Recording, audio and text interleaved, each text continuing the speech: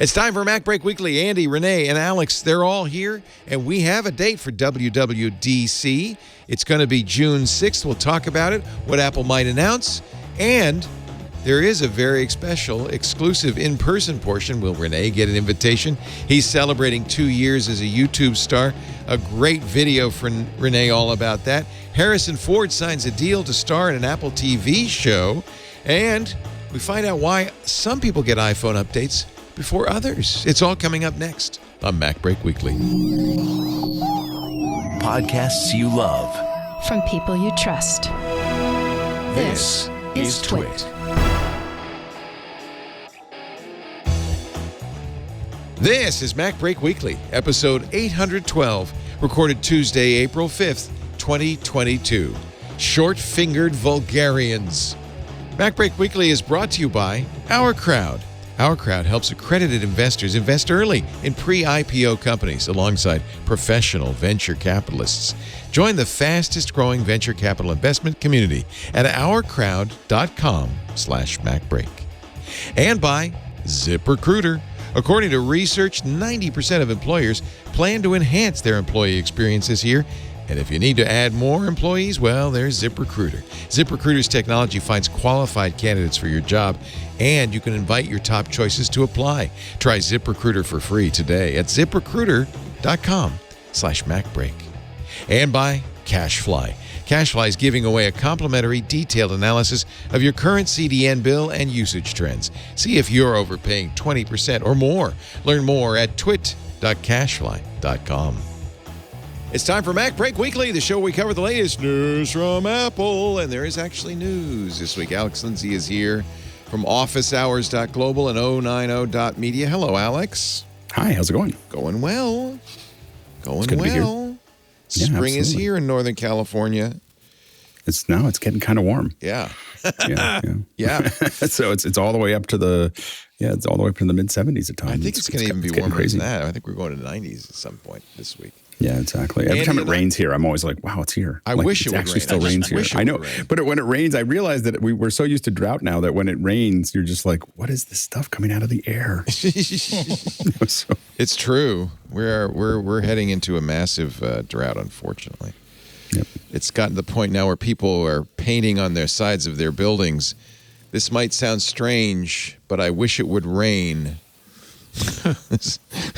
Right on the side of a building downtown. Please, please. Begging. I don't think the rain gods pay any attention to painting. Well, the problem is you're murals. Both ends of it. Like if it rains too much, then we hate it. Well, no, but it's a drought. But there's a chance that the water, the ocean might go up 3 feet, which means that at about 9 feet, my house is now in an island. No, it's no longer. But at 3 feet, it just gets. I haven't checked the studio. A lot of water. Our house is high enough that we'd have to have a 60-foot sea level rise, which seems unlikely in my lifetime anyway. If both ends, if all the ice melted, my house would be beachfront property. It sits. I checked it, and it just comes right up to the lower yard. Yikes! So if both ends melt, I don't think that'll happen. I think we're safe I'm just saying. so far in our lifetime. Your kids, I'm sorry. Exactly. All bets are off. Andy and Akko, Chicago Sun-Times? No, not for a long time. Where does that come from? Just, it's a force of habit. WGBH in Boston. Exactly. And rolls off the tongue. In beautiful New England. Hello. Beautiful New England, but finally after like the 20-degree like late March, there was such a beautiful day today. This is the first day that like I spent like an hour doing like the springtime stuff to the house where like if I open the right series of doors and windows, I will get cross ventilation from one side of the building to the other. So I will have this window open until like shooting and ambulances, and then I'll shut it for the sake of audio. But oh my God, I'm enjoying the spring. Also, I don't know if it's spring yet in Montreal, but Rene Ritchie is here celebrating his 2nd anniversary as a fully independent YouTuber. Welcome, Rene. As my own nation state. Yeah, it's a balmy 11 degrees. I'm running naked through the ice. It's amazing. 11. I'm hoping that's Celsius. Celsius. Yeah. Okay. 27 Sorry, for people in America and Zanzibar or whatever the other country is that doesn't use Celsius yet, it's like, 70 something. So this was on the 2nd anniversary, and we were talking about before the show began, but I have to show a little bit of it. You created a video on the 2 years. All right, Renee, you already know what I'm going to ask. congratulating. Your biggest fan here? And it's 27 YouTubers grill me about Apple. You know everybody. I'm impressed. It's a Canadian thing, Leo. You got to be nice to people because you never know where you're going to have to take shelter from the snow. Really great, and congratulations. Thank you. On the significant milestone. 2 years in. Thank you. That's nice. We have some news. This morning, WWDC was announced. But in an interesting turnabout, Apple has announced it will be online, except there might be a little tiny day where you could go. Online asterisk. Yeah, asterisk. And see it. Apple will host a special day for developers and students at Apple Park on June 6th to watch the keynote and State of the Union videos together, along with the online. It's a viewing party, Leo. Yeah, I think they want an audience, right? So that sounds like there'll be live keynotes with an audience, or maybe they'll just. We're watching a movie together. It's a movie. They might do that too, I guess. You think that's what they're going to do, afford Alex? to paper the house. Alex Lindsay needs the popcorn. He's to provide the popcorn, or I'm not going to go. Yeah, exactly. No. This is a pretty interesting turn of the process, because I still think that watch parties make more sense to Apple than doing an actual live stage event again. It's just you can produce so much denser content with it and make it more viewable for the millions of people that watch it otherwise. And so it's an interesting place to experiment with the idea of, we're going to have a viewing event. We're going to let you come and watch it. And then you can go out and play with the new hardware, which will be out in the main foyer, the downstairs foyer down the stairs or whatever. And if it's successful, if they like it, I bet you will see a lot more of it. James Thompson had an interesting theory on Twitter. He says, my bet is so the people who are there can try out a headset in person. If it's ready. I mean, like, GDC was a test balloon, I think, and a lot of people got sick. And there were people who went with and there's a whole, just this morning, it was a huge controversy because people went knowing they had COVID and didn't care, apparently, and got people sick. So I think Apple is also just being an abundance of caution, because it's hard to tell, where BA.2 will be by June as well. So, this is just safe. Also, Apple is not the company that simply says, hey, random people, an audience, come on in and try out this thing that we've never introduced before and we've never trained you personally on, so you can tell everybody what you thought about this first look experience. Microsoft did it with HoloLens and got a lot of positive press as a result. But that's Microsoft. That's not Apple. Yeah. This is also the anniversary. Isn't it the 10th year anniversary of the introduction of the iPad? And oh my God, the rules that I got a pre-release one, and oh my God, the number of rules that they had. I was they didn't even want me to let David Letterman have it on the show unless I was the one operating it at all times, who had 2 weeks with it and stuff like that. I absolutely do not believe that they would, unless they handpick a couple of really chosen people and they give them an embargo that says that here, after a week of using this, you get to say something about it under a lot of strict controls. I really don't see them showing them off to random strangers. Well, and I think that the other problem is, even if they did do that, you're better off in a lot of ways doing it in a controlled environment with only up to 1,000 people, and not all of them would be the people that you're looking for. I mean, half of them are going to be engineers that are from Apple in that theater. So the thing is that you only have a handful of people there to put those on, and you can manage that. If you have them at WWDC with thousands of people that want to try them on, especially in the COVID environment, even before COVID, exactly, it was always weird at conferences with Oculus or with Google's, whatever everybody was doing, putting something up that everyone else is putting up against your eyes. Even if they tried to clean it or did whatever, it was always I was always no, thank you. I don't need to put on a random headset. When I was wearing my Google Glass to Comic Cons and stuff like that, I knew that people would want to try it on, and so I always had a spray bottle of alcohol with me. So I would take them off, spray it down, let them use it. They hand it back to me. I would spray it down again. So yeah, I don't. Right. In years past, I would have said, "You guys are so paranoid," but now I'm kind of agreeing with you. I'm looking at the COVID community level in Santa Clara County, and right now it's pretty benign. Masks mandates are done. Here in Northern California, people are coming and going just as if it were the good old days. So I wonder if this is an indicator that Apple might want to keep doing this even without COVID restrictions. I think that there is some value to having. There is a value for Apple to, have something that is truly in person. There's some, but I think that their little conference process in the fall actually. Well, Apple WWDC was actually pretty successful on its own last year with really well-made videos that covered the stuff, which was actually better than the content they were doing before. And they did FaceTime sessions one-on-one with developers. You could hear everybody, Leo. Engineers. I like this format, and I think I've seen a lot of developers today on Twitter say this is great because I didn't want to spend thousands of dollars coming to one of the most expensive areas in the world. Democratizes it. Yeah. There are. And I think that there are. I think that I could see. I'm not saying that it's never going to come back. I could see that the virtual part of this is going to be a bigger and bigger part of what WWDC is, because WWDC should be 250,000 or 300,000 or 500,000 people online. Yeah. And for the people who can make it in, it's there. But I think that we have to figure out how to keep on integrating them. And this is a great way for Apple to do it. I think it's totally prudent inside of not knowing with COVID. COVID has snuck up on us a couple times now. so building something in the middle of all of this is a little nutty. So I think it makes it's a prudent decision. I think it allows Apple to keep on experimenting.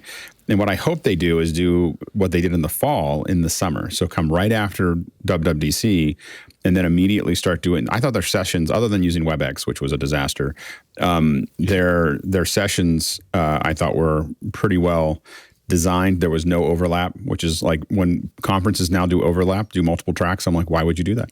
Like, well, instead of WebEx? For virtual, Zoom.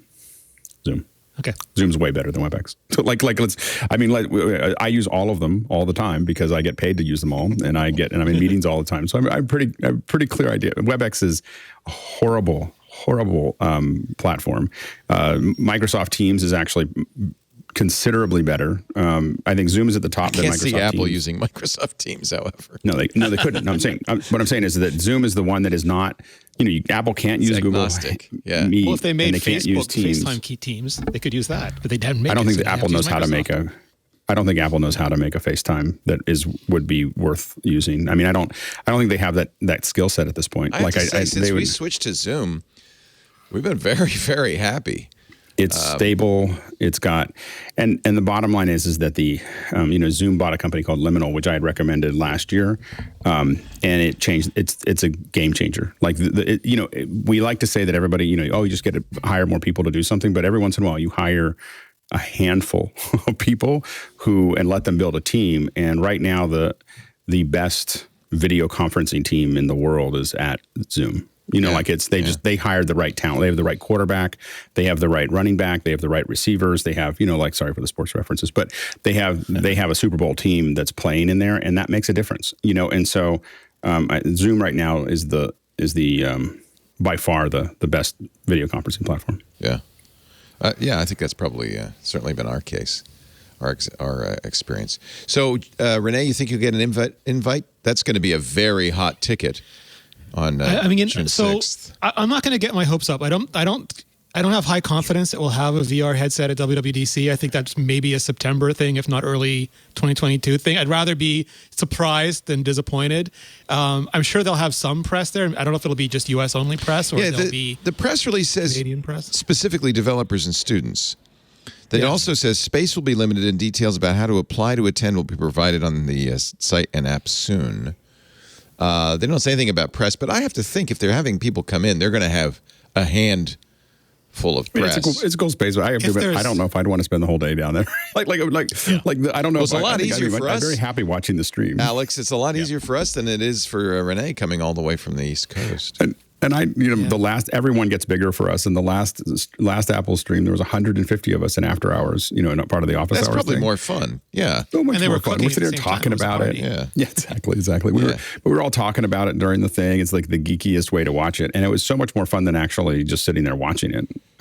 Well, if my hardware expectation is more like Mac Pro anyway, because they showed off the 2013 Mac Pro at DubDub, and then you could go see it. They showed off the 2019 Mac Pro, and you could all go across the street and watch like the Pro Workflows team demo it, which was amazing. So just seeing that kind of stuff is enough. I don't need to worry about headsets yet. But even that, like controlling a hands-on room where you have a bunch of people putting hands on the same thing, to Alex's previous point or Andy's previous point, that's a lot of logistics. I think Apple's going to be a little challenged by a Mac Pro, to be honest with you. I'm very curious. We were talking about this on Sunday. Dan Morin was on Twit, and I feel like just doubling the Ultra isn't going to be enough to make a compelling Pro, especially if they can't get PCIe slots, Leo. The single core. It's all about the PCIe slots. Yeah. So, yeah, but then what? Do they put PCIe slots in for a AMD GPU? Can they even? No, it's like RAID controllers and And on all my AV in and out, so my Dante cards, my video cards, all the ways to get in and out is a real pain in the neck right now. It seems clear to me, Alex, and you correct me because you're the pro, that if you really want performance, you're going to buy a PC and run Linux on it. You're not, or maybe Windows, but you're not. But a Mac is not going to be what the thin slice of high-end pros are going to want. Well, I think that it depends on what they're doing. There are pros who definitely want to use kind of a Mac. If you're using raw data, like really raw power, I'm going to put 2 or 3 3090s in my. You're not going to get that on a Mac. No, that's not. And we haven't done. We buy those for people kinds. We living in the Mac machines. ecosystem using Logic or Final Cut, right? Yeah, but I would say is like if you're going to go to buy a PC at Best Buy or something like that, then the Mac is probably going to outperform most of those things. If you're going to go to Puget Systems, doing. But I'm saying if you're going to go to Puget Systems or build your own, well, a lot of pros do. I mean, you have to get that. I mean, there's not that many pros that need. I understand it's a small big, market. Heavy. For instance, if I'm a video pro, the Macs are better than everything else right now because of the Apple ProRes accelerator. Right. So just that one chip makes it the best place to do a lot of these things. Yeah. So it depends on what you're doing. It's just aspirational hardware. I know, but pros are maybe less susceptible than the rest of us to this notion of I want the cool thing or the hot thing. Did you see how many YouTubers bought a Mac Pro? I feel they didn't need it. They all have these Mac Pros with 600 gigabytes. I'm a little disappointed. I'll be honest with you. I'm a little disappointed with what Apple has done because without increasing the single core clock speed, these are and not having NVIDIA CUDA cores or some form of high-end GPU. These are basically fancy iPhones. It depends on the kind of 3D that you're doing. So you have to remember that for things that are because most of what we're testing right now is 3D that requires a lot of GPU processing, but not a lot of memory. And so the thing is that there are going to be things. So if we start throwing if I start throwing 300 million polygons with 8K textures into it, you may find that the Ultra runs a whole lot better than the 3090 because the 3090 can't keep all the textures or the geometry in its memory. Unified memory, So the unified memory, we're not. So what we're seeing are tests that are optimized for graphics cards, not optimized for I'm going to throw these massive pieces of geometry and texture maps into it. And so it may turn out that there are definitely things that you can do faster on your GPU, but that huge for doing film visual effects and for doing big, 3D projects. I can see even stuff in BIM, which is normally a PC thing, that you could you may find that if you're throwing huge textures, because one of the big things we have to do is as soon as we build a model, I have to decimate or get rid of huge amounts of polygons or it won't run on the machine. I have to make the texture map smaller because it won't run on the machine because the GPU can't hold that data into the GPU or it has to swap, which makes it very inefficient. And so the thing is that I think that Apple, the jury's still out. It's a brand new technology. The GPUs are performing faster when you give them GPU tests, and the M1's not optimized for that. But the M1 may be optimized for something that in the future is going to be possibly more important when it comes to truly photoreal scenes where I want to throw 1 billion polygons into something and I want it to have 200 gigs of texture maps. That's something that I don't think you can throw at a GPU right now. You're using Unreal Engine. And Unreal Engine 5 came out today, and I suspect a lot of companies that are going to be doing this kind of stuff are going to want Unreal Engine. So Unreal Engine is really cool, and Nanites is the engine that's making that work. Is awesome. I mean, it's and Unreal Engine 5 is a game changer. Like it absolutely is, but it's not photoreal. Like it's very close, but it's not a photoreal engine. It's what you're saying, which is it really depends what you're doing. But I'm starting to think that maybe hardcore professionals are not going to be as happy about the Mac Pro as they have been in the past, maybe. I think that it would still be, it depends. I mean, the Mac Pro wasn't even that good at managing. I mean, the Mac Pro was no GPU. Right. If they bought it, they didn't buy it for the GPU because the AMD stuff is not they wanted good. NVIDIA, yeah. Yeah, because the problem is and that this isn't a big market for Apple. It's a tiny, tiny slice of the overall market. So they don't need to win at this, except that it's for perception. It's important. But I think that the issue is that again, there are things that we want to do, for instance, in video rendering that requires huge, so if we want to put an 8K, again, when we start talking about 8K, which high-end professionals, we're talking about high-end professionals, people are thinking about that right now. I mean, I'm getting requests to consider 8K 120, so that's a lot of bandwidth, and size, and it requires a lot of memory to do any kind of effects to it. And so the thing is that so that's coming, and Apple is much more prepared for that than the PC market. And so there's definitely I think that again it's a big heavy it depends as opposed to it's a hardcore one way or the other. Yeah. Here's the Mandalorian, which uses Unreal Engine 5 for its backsets, backdrops. I don't think so. Well, I don't think it's Unreal 5. This is the Unreal. It's the Unreal. Oh, maybe it's Unreal 4. 1. Yeah. Okay. From season 1 of Mandalorian, you're right. But from season 2, ILM built its own. Oh, interesting. Interesting. There's a lot of drama about that. Yeah. Oh, that's very interesting. Yeah. but it's not. It's ILM has its own engine. Yeah. Well, that makes sense. ILM is known for developing tools. To Alex's point, I've tested the M1 Ultra against the NVIDIA 3090 card, and you can go toe-to-toe with it. It just depends on what you're doing. Like with Video Enhanced AI, which takes old video and makes it much better, I can beat it every single time with the same amount of frames, same amount of workload. I can beat the 3090. Some of the tests, like Wildlife, it does slightly better, and some of it, like GFX Bench, it does slightly worse. Still neck and neck. It depends entirely on what task you're doing. And when you look at some of the demos, like they have these, I'm forgetting the name of what it's called, but this giant spaceship demo that they put together with the Pro Workflows team. They can do all those polygons Alex was talking about without the decimation, which doesn't matter to everybody, but matters to a lot of people. And I think the Mac Pro is really for those Apple, like it's not for, they're not competing with NVIDIA. If you want CUDA cores, you want CUDA cores. But there's a segment of Apple users who are holding on to Intel Mac Pros because they need more RAM. They need more of those resources. They need the ability to put those cards in because they work on these big network arrays and all that stuff that you just can't do with these things. When Apple talks benchmarks and they put out graphs, it's always per power, per TPU.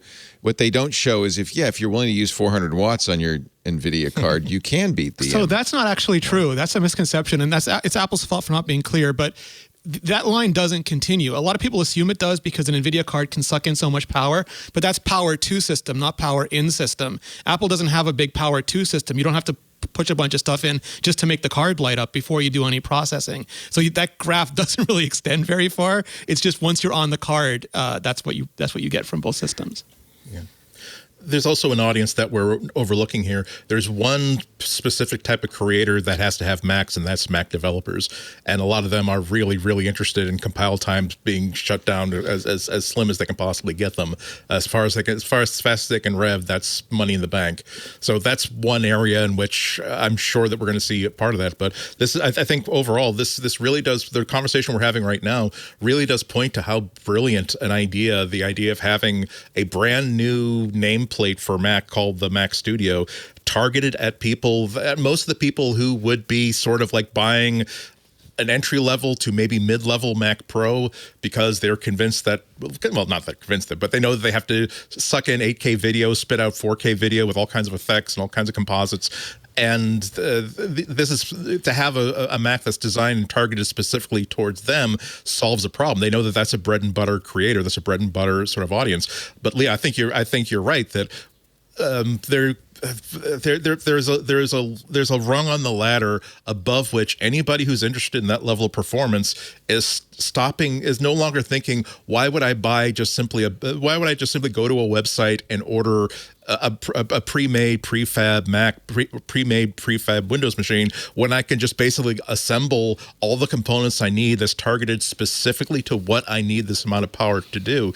Sometimes it really is about having as much RAM as possible. When you're dealing with huge data sets, you really just RAM is the king. Sometimes it really is a core number of cores and how fast those cores can run. So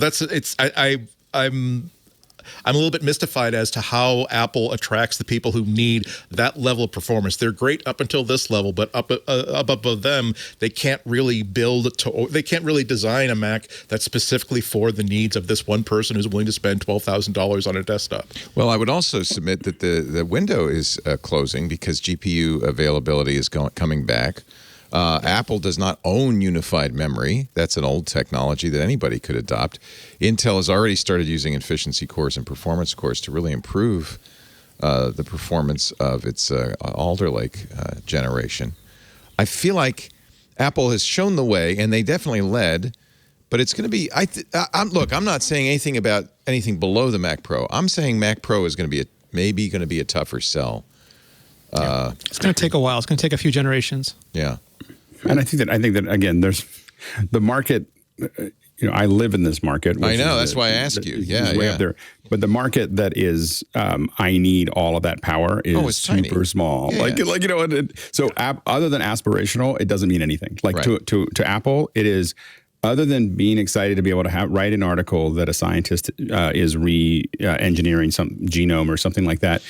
Other than the article, that market is worthless to Apple. Like in the grand scheme of things, it gets people. Kodak sells, and yet they still make Mac Pros and they still talk about it. Because you don't want to. They resuscitated them. Yeah, there's still a lot of pros that I don't think Mac it's about Pro business. solve. I think it's about image. Yeah. Well, it's also important that you have to give a lot of the pros the tools so that they don't just jump over to the PC. Right. There's still. Of that top market that the Mac Pro enters, there's 1% that is going to have to build their own PC or Linux. 99%, just need a more powerful machine so they can justify using it as opposed to a PC because they don't want to use PCs. Yeah. But they will if if you give them enough power. And I know a lot of Mac Pro users, and they don't fundamentally. They even have PCs sitting on their desk, but they don't want to use them every day. And so they're like they prefer something. But for a lot of us. For a long time before the new Mac Pro came out, we were buying PCs because the ceiling was super low, for us, where we had to just switch over to PC and Linux. And now the Mac Pro extends that ceiling pretty far up. Does it extend it all the way up? Absolutely not. They also pay down technologies. Like in 2019, we got the reprogrammable ASIC ProRes engines in the Mac Pro in a huge card, and we got the Pro Display XDR, and then 2 years later, that's in an iPhone. And those are the same cores. They just figured out how to miniaturize them and put them straight on the die, and they just figured out how to take the not quite yet mini LED technology and put that in the iPad, and they can pay that off because it's a huge price tag. They have a huge price envelope within a Mac Pro, so it does let them play and stretch and build a lot of stuff that they want to use internally, and that small percentage of people still want to use. There's weird stuff, too, going on. Somebody in the chat room was reminding me that Asahi Linux, which is a Linux designed specifically for the M1, and by the way, probably, unless you really, to live on the bleeding edge, I wouldn't recommend. It's nerdy. It's nerdy, but it's an interesting project. And, of course, a lot of Linux users are saying, boy, I wish I could run it on an M1. Compile times on Asahi are 40 times faster than macOS, which is bizarre. Maybe there's less overhead on Linux. I don't know, but that's a very odd. It also occurs to me that the big announcements we've seen from the PC side, the NVIDIA side, is how big they can make the power supplies recently, which I think because they really are concerned about putting up performance numbers. They don't care at all about power efficiency numbers. No. But they were talking 800-watt power supplies, and NVIDIA and Intel are actually fighting about those last percentages off a power plug because they know you only got one power plug in your office on the same switch, and they can't both be pulling 1,200 watts. So they're now fighting with each other among who's going to get the amount of wattage that a normal house can provide them. That's the point we've gotten to, You should hear my Ryzen 7 3080 gaming machine when it's when I'm doing anything, it sounds like a jet taking off. I mean, what are you going to do with two 800-watt cards? Like, you literally can't. Like, you have to plug them into two houses. But if you're a pro, you're not worried about, all that matters is can you get it compiled or built or done before their coffee's cold. And so it keeps your coffee warm. It's so hot. That's a nice thing. Coffee never gets cold. Put it on top of that computer. Your coffee never gets cold. But also, more fans is more opportunities for RGB lighting inside a Windows PC. That's true. PC 40% faster. Sorry, not 40. Did I say 40 times faster? That was an error. 40% faster. Still 40% faster compilation. To me, it's not enough to get Asahi Linux on your Mac, on your beautiful. By this time next week, Mac. You'll be telling us that you're running it on the machine in front of you, Leo. Yeah, no, I thought about it and I decided not to. I decided not to. All right, let's take a little break. Actually, I'm curious when we come back if there's anything else to look for June 6th. And a reminder, June 6th, 10 a.m., that's going to be the WWDC keynote. Of course, Micah Sargent and I will stream it live, as always. Or you can watch Office Hours with a bunch of geeks going, ooh, ah, ooh. But that's going to be an exciting day. 2 months off. With Alex. 2 months off. We've got plenty of time to prepare. But what else might they announce? We'll talk about that in a second. Our show today brought to you by Our Crowd, a venture capital group that opens the door to you and me to get in the early stages of these investments. I don't know about you, but often I watch and I look and I say, oh, wow, if only I could be an early stage investor. We're talking about companies that are not public. There's maybe even still in the garages, but show huge promise. That's what Our Crowd's all about. These are venture capitalists who look for deals like that across the broad global private sector, looking for opportunities for the greatest growth. But what's different is they don't keep it to themselves. They bring them to you. From personalized medicine to cybersecurity to open source intelligence, a multi-billion-dollar and growing market, Our Crowd is identifying innovators so you can invest when the growth potential is the greatest, early, before the IPO, before the exit. Now, you have to be an accredited investor to do this. This is not for everybody, but if you satisfy the requirements, and every country is different, you can get involved with these incredible opportunities. Our Crowd's accredited investors have already invested over $1 billion in growing tech companies. 21 of Our Crowd's portfolio companies are unicorns. They have had 40 exits, IPOs or sales of portfolio companies. That's usually when the dollars start rolling in. If you're an accredited investor, there's two ways you can participate. You can buy in on single company deals. If you see something, you go, this is amazing. But you don't have to have millions of dollars. You don't have to write that big check or even hundreds of thousands. You can buy in with as little as $10,000. If you want to get involved in the funds, which aggregate a bunch of deals together, and they have some really interesting funds, $50,000 is the minimum investment. But once again, a minimum of $10,000 is required to invest. The terms will vary depending on what country you're in. So what you want to do, and it's free to do this, is go to ourcrowd.com/MacBreak. And it's free to join, and they will tell you what the requirements are. ourcrowd.com/MacBreak. We were talking about this, open source intelligence market. Here's an example investment right now at Our Crowd. See Abra. They have AI-powered SaaS platforms analyzing billions of online conversations. Why? Well, companies want to get authentic consumer insights and fight disinformation in real time. In fact, there are a bunch of big global media giants trusting Abra. Their consumer brands are high-level government agencies. And now you can invest at Our Crowd. Isn't that exciting? Isn't that exciting? Our Crowd. Actually, does it say it's closed? Oh, that's all right. That's just an example. Next one, coming up soon. Invest at Our Crowd, ourcrowd.com/MacBreak. That's how fast this moves. It's free to join, and it's worth it just for the information you're going to get from this. Ourcrowd.com/MacBreak. Join the fastest growing venture capital investment community. OURCROWD. Ourcrowd.com/MacBreak. We thank them so much for supporting MacBreak Weekly. Use that address so that you support us back, so they know you saw it here. Thank you, our crowd. Anything else that we might see? What Apple Labs and usually announces laptops at WWDC too, right? They don't. They sometimes do hardware. They don't always do hardware. It's about half and half. 2017, they didn't have a spring event, so they did all the hardware, like literally all the hardware. But last year there was no hardware, so right. it really goes up and down. It depends what's ready. My guess is Mac Pro. Yeah, that's my guess. They did announce an awful lot of XDR. stuff already this year. So.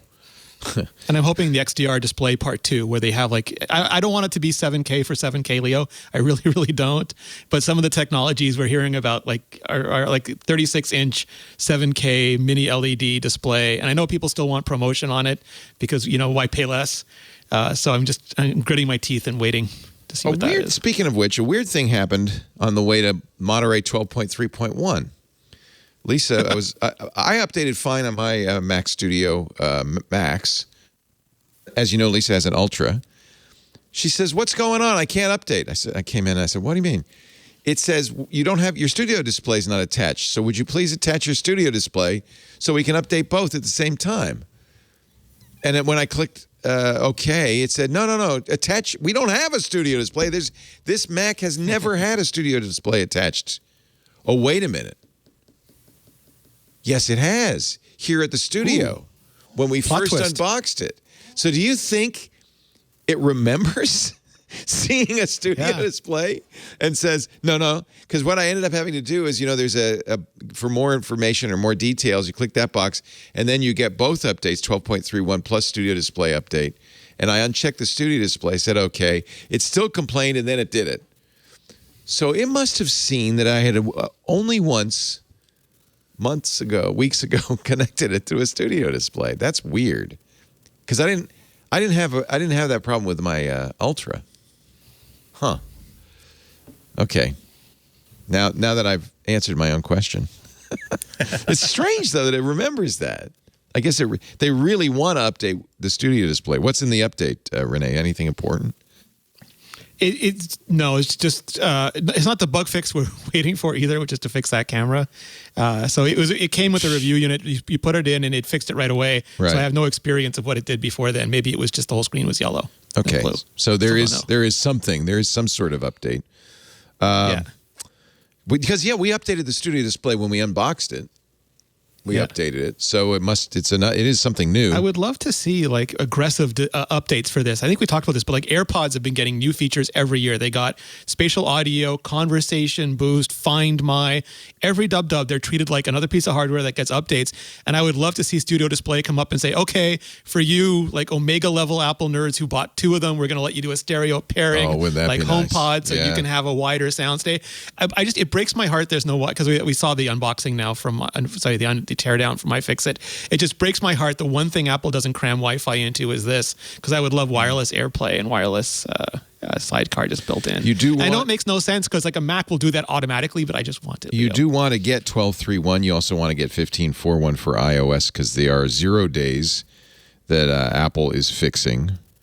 I don't know. I don't know how. An application may be able to execute arbitrary code with kernel privileges. The Macs are pretty locked down right now. For instance, I wrote a program at home, compiled it on my studio at home, sent it in. I couldn't run it on my Mini here. I had to recompile it here to say, oh no, and look, it's my program. So they're pretty good about unsigned stuff, right? Yeah. There's an update for the Intel graphics driver if you have an Intel Mac as well that allows an application to read kernel memory. So, as always, you want to fix them. The 15.4.1 on iOS fixes an issue that could drain the batteries of iPhones and iPads more quickly than expected. 12.3.1 fixes an issue that could cause Bluetooth devices to unexpectedly disconnect from the Mac. Well, I thought that was a feature. That happens all the time. Okay. You think like if Elon bought 9% of Apple, he could just fix all this stuff? Like we'll just never have a bug again? Oh, I cannot wait to see what happens at Twitter now. You're referring to the fact that on Friday it came out, or actually it came out late Sunday because we missed it on Twit. No, I guess we had it on Twit. Elon had bought a huge stake, $3 billion stake in Twitter. This morning, Twitter announced he's been added to the board. But It's that timeline, Leo. We found out it's that timeline. It may be a defensive update because when you're on the board, you can only buy up to 14.5% of the stock. Well, you know what they say: keep your friends close and your enemies closer. Exactly. He mentioned that he was going to build a new Twitter, and it didn't take very long for him to end up on Twitter. It's very interesting. It's very interesting. Can I give a shout out to Lauren Hirsch and Mike Isaac of the New York Times posted a story about about all that like yesterday and had like one of the best lines I've seen in tech writing ever. That Elon Musk is putting his money where he mouths off. And I'm like, oh, that's exactly right. But apparently, he's still going to have to abide by the terms and conditions. They did say that kind of plainly. The market loved it. The market boosted Twitter's price 20%. Yeah. Maybe, you know what might happen is he just says, oh, good, thank you. Thank you for the $300 million. Bye. I don't know. Jack was happy. Jack was happy, yeah. Yeah. Let's see, what else? Stock was happy. tvOS 15.4.1, watchOS 8.5.1, so updates across the board. Often these are all related security updates. Yeah. Safari Unified 15. Platform, Unified Security Update. Yeah. Safari 15.4. That was last month. So I'm just looking at the other updates. Okay. I don't know if you've been following it, Leo, but the Safari evangelists on Twitter have been much more active in soliciting feedback and building community and getting people to talk about the features that they want and what they're going to support and being much more transparent, or the WebKit side at least being much more transparent about what they're building and why and their thought processes. And I find it really refreshing. Yeah. Yeah. It's interesting. Maybe they're a little bit hungry because I think was it just today or yesterday that the latest stats on web browser saturation is that Edge actually surpassed Safari for the first time in user installs or daily user, whatever the metric is. It was like a solid metric of more people are now using Edge than Safari, which I found very, very, very, very interesting because last year another very interesting statistic was that reported by Google but verified by outsiders was that most of the searches for Google Chrome come from like Microsoft Edge. So basically, people are launching Microsoft Edge for the first time with their new machines, using that to download and install Chrome, and then they never use Edge again. That's desktop, right? Because I imagine mobile Safari still has a huge exactly. Yeah. Oh no, absolutely, yeah. Well, you don't have a choice, really. So there was a big kerfuffle, though. Like there was a fight when they had some open source contributions to WebKit, and a couple Chrome engineers said, "Well, that's kind of beneath Apple to use free contributions from the open source community in a, you're a company, you shouldn't do that." And then they're like, "If we didn't do it, you'd accuse us of not taking contributions from the community." You can't win. So they had a huge evangelist fight. Oh, evangelist fight. So Apple did not, though, I don't know if this is a sign of the times, apply that patch to Big Sur or Catalina. So those two so-called actively exploited 0 days are not patched, at least so far. Is it possible that they've decided these are so old, we're not going to patch them? Or is it more likely they're just taking a little longer to get the patches out? What do you think, Renee? I hope the latter. They usually are fairly good about updating at least a couple generations back, and those are really necessary things. And people still have hardware that can't always update. Yeah. So hopefully, it's just it's their launch process. In fact, that's why I bought the M1 Mac Mini and the Mac Studio, because we had two 2014 iMacs that could not get past, that could not go to Monterey. So. Yeah. And there was an interesting email from Craig Federighi when someone was asking why it was taking so long for updates. And he's like, well, you can press a button at any time, but otherwise we test and we see and we test and we see. And then from like 1 to 6 weeks or something for everybody to Good, that's fine. I thought that was, specifically, I thought that was a very, very smart mechanism where essentially if you ask for the update, you will get it immediately. If you don't ask for it, they figure, okay, they're not very hot to trot. Let's wait a few days. Let's wait a week or two, basically to balance the load. And also just in case we something horrible is slouching towards Bethlehem to be born. Interestingly, this, even if you don't update your M1, I don't know how you get M1 running Big Sur, because they came, right? I guess an older M1 might be still running Big Sur. They're still vulnerable. So you definitely want to update. Yeah. And if you are running older hardware that you can't update, I don't know what to say. You'll like the M1. Come on in. Get Chrome OS on that thing. It's free. You just gotta put it on a 32 gig memory stick, and there you go. Yeah. You'll get the latest browser. It'll be all the security updates. Intigo estimates that 35 to 40% of all the Macs, and this is an estimate because Apple doesn't say, all the Macs in use today are affected by one or both of the new of these 0 days. Yeah. So that's a pretty hefty number. And once they're disclosed, I mean, it's open season. So yeah. And these are coming fast and furious. I mean, Google had 2 so far this year, and not just like we're rushing this out, but no, critical. We're not telling anybody what this thing does until we actually get these patches out twice, and it's only the start of April. We'll keep an eye on that one, and let you know if they do update Big Sur or don't. Yeah. I think in either case, that's a big deal. Let's see what else. Neil Seibart, we mentioned this on Twitter as well. Apple is in a league of its own. Neil has talked before about how Apple used to have a pull strategy where the most popular best-selling devices would pull along, like the iPhone, would pull along the rest of them, like the Mac. And he says, I'm curious what you all think, that now they have a push system in which every major product category is pushed forward simultaneously.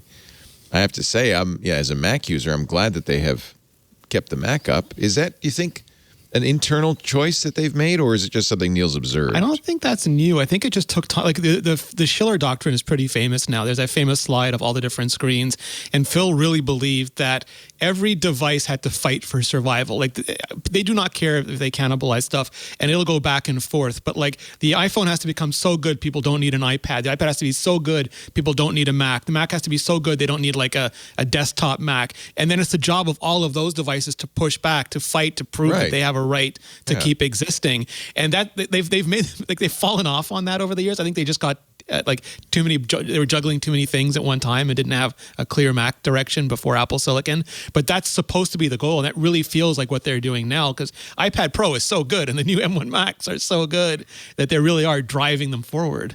I saw somebody tweet, come on, Apple, make a dual boot iPad. Why can't we run it? They're all M1s now. Why can't we run macOS on our iPad? They just don't have the time to make it finger friendly. That would take, like, Windows took 3 years to actually transition. Yeah. You could run, I mean, you got the hardware to run macOS. With a pencil, an Apple Pencil would let you run it. Yeah. Because you can hit those small targets. Yeah, I think that, and I think that Apple also, one of the big advantages they have as they keep moving forward is this integration between all the within all of those things. Now that integration doesn't always work. AirPods are kind of generally a burning dumpster fire of connectivity, where they're constantly jumping to different things, and you have to really tamp that down manually. It just works doesn't really extend to the AirPods, in my opinion. Like if you actually have a lot of devices, which I do.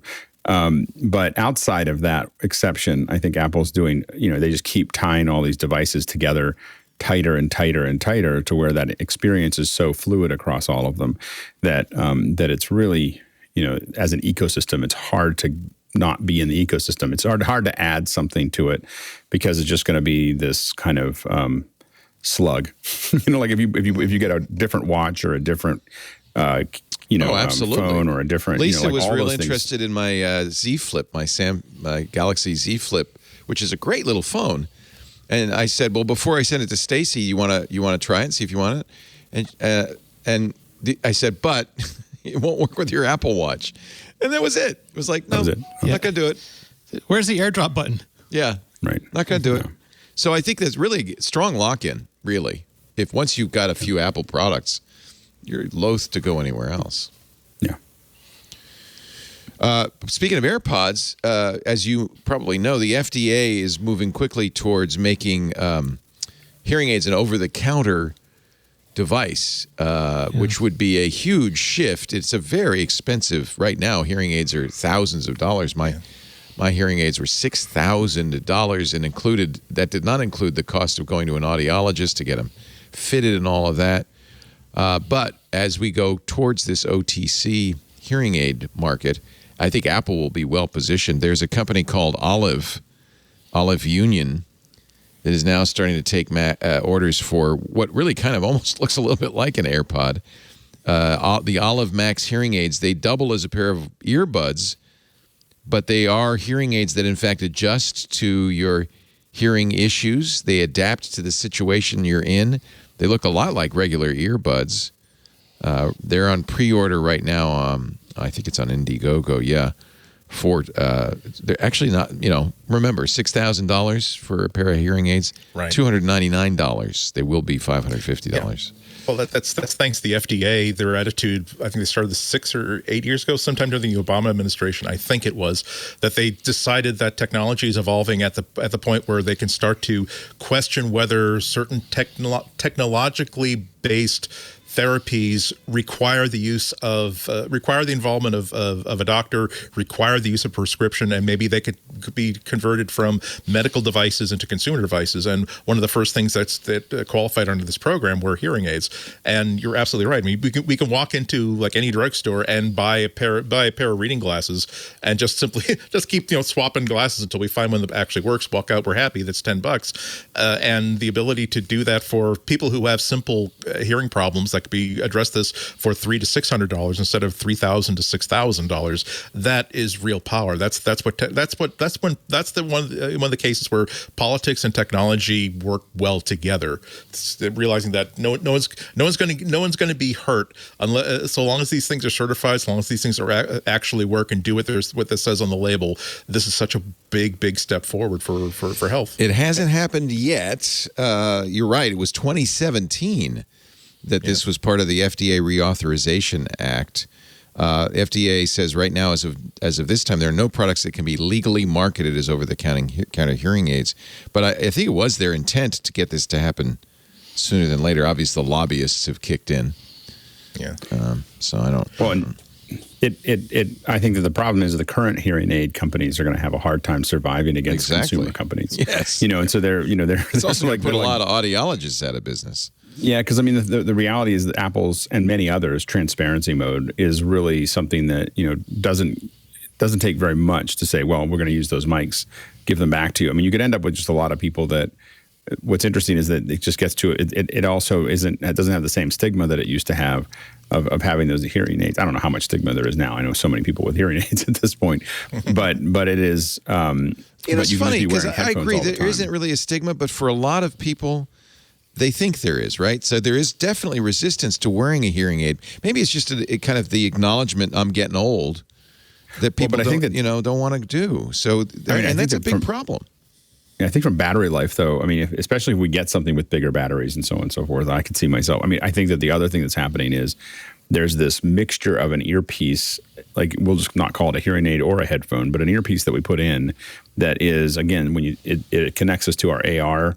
It connects us to seamlessly being part of a phone call. It might amplify things around us or turn it off, and it kind of is something that we wear from the time we get up until the time we go to bed. Now, we can all decide whether that's a good idea or not. But the point is that it from an auditory perspective, it could be tying us to a virtual world or the rest of the world all the time. Where it's always in your ear, and I have to admit when I first started thinking about this was like 25 years ago, and I was working at ILM, and I just didn't want to. I didn't want to pick up the phone. I just wanted to listen to my music, and when it rang, I could answer it and then go back to what I was doing. Now. It wasn't any really good. You got your dream. That's the whole thing. Yeah.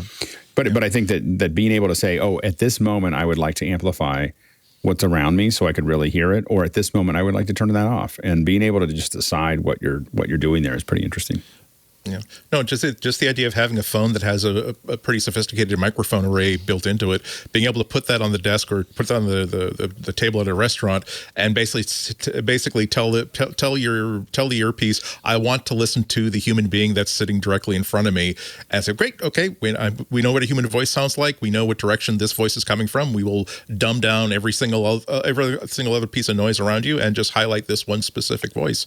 It's really, really great stuff, and I'm totally with you. For a long time, I've been saying that for me, the most exciting and practical use of AR is audio AR. It's just simply having a tiny little earpiece in your ear that is telling you things about the environment as you pass through it, or answering your questions, or doing things for you when you ask questions of it. I mean, I'm not sure how useful goggles will ever be, but I know how useful it'll be to simply be looking around and saying, God, where is the closest drugstore? And because it's talking to the phone in my pocket that knows GPS, because the phone knows knows its orientation, it can say, okay, look for the red brick building, and go towards the yellow building, and after about a quarter mile, there's a CVS on the right hand side of the road. I don't need to have like overlays on my vision to point that out to me. I'll just give me Jeeves like just walking behind me, or Yoda in my backpack that simply tells me things that I need to know.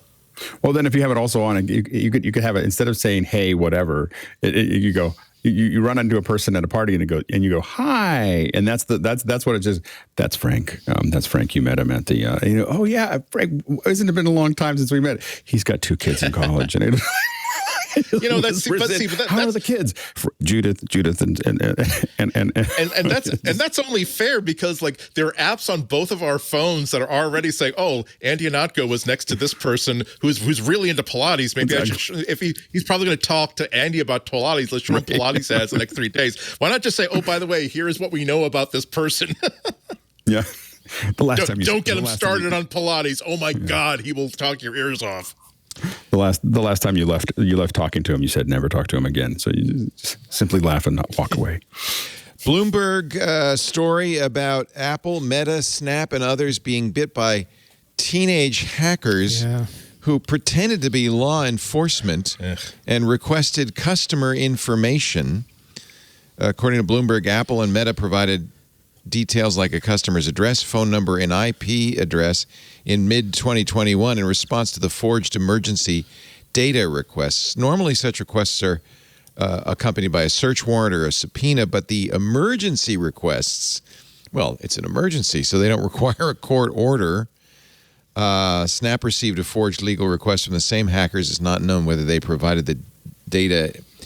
Apple referred Bloomberg to its law enforcement guidelines, which say that somebody who requests such thing may be contacted and asked to confirm to Apple that the request is legitimate. Meta said essentially the same thing, but at least in one case, bad guys did get information about Apple customers by pretending they were Leos with an emergency request. Yeah, this really does underscore how much we need to have a way of solidifying and proving identity in all of our transactions online, because the number of ways in which the number of existing technologies and systems that we have to verify that second two-factor authorization, all these other kind of technologies, there are ways to get around it. And it's people who are just on message boards who know how to do this now. And it's like you would hope that there's a better way to do this. You would hope that there's given that almost all of us are carrying a biometric device in our pockets at all times, there should be a way to simply say that, okay, 1 hour ago Andy used his fingerprint to unlock this phone. He is still within 18 inches of his phone. That phone has not left his proximity in that hour. So therefore, I'm going to radio this computer that, by the way, you can basically trust that this person is who he says he is. Bloomberg quotes a research officer at Unit 221B, which is a great name for a security firm, Allison Nixon, who says, in every instance where these companies messed up, at the core of it, there was a person trying to do the right thing. I can't tell you how many times trust and safety teams have quietly saved lives because employees had the legal flexibility to rapidly respond to a tragic situation unfolding for a user. That's a good point.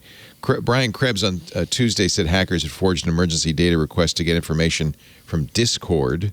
Discord confirmed that it had in fact fulfilled such a request. Yeah. So, but this is going to always be the problem because there are cases where you really do need this information fast. And, exactly.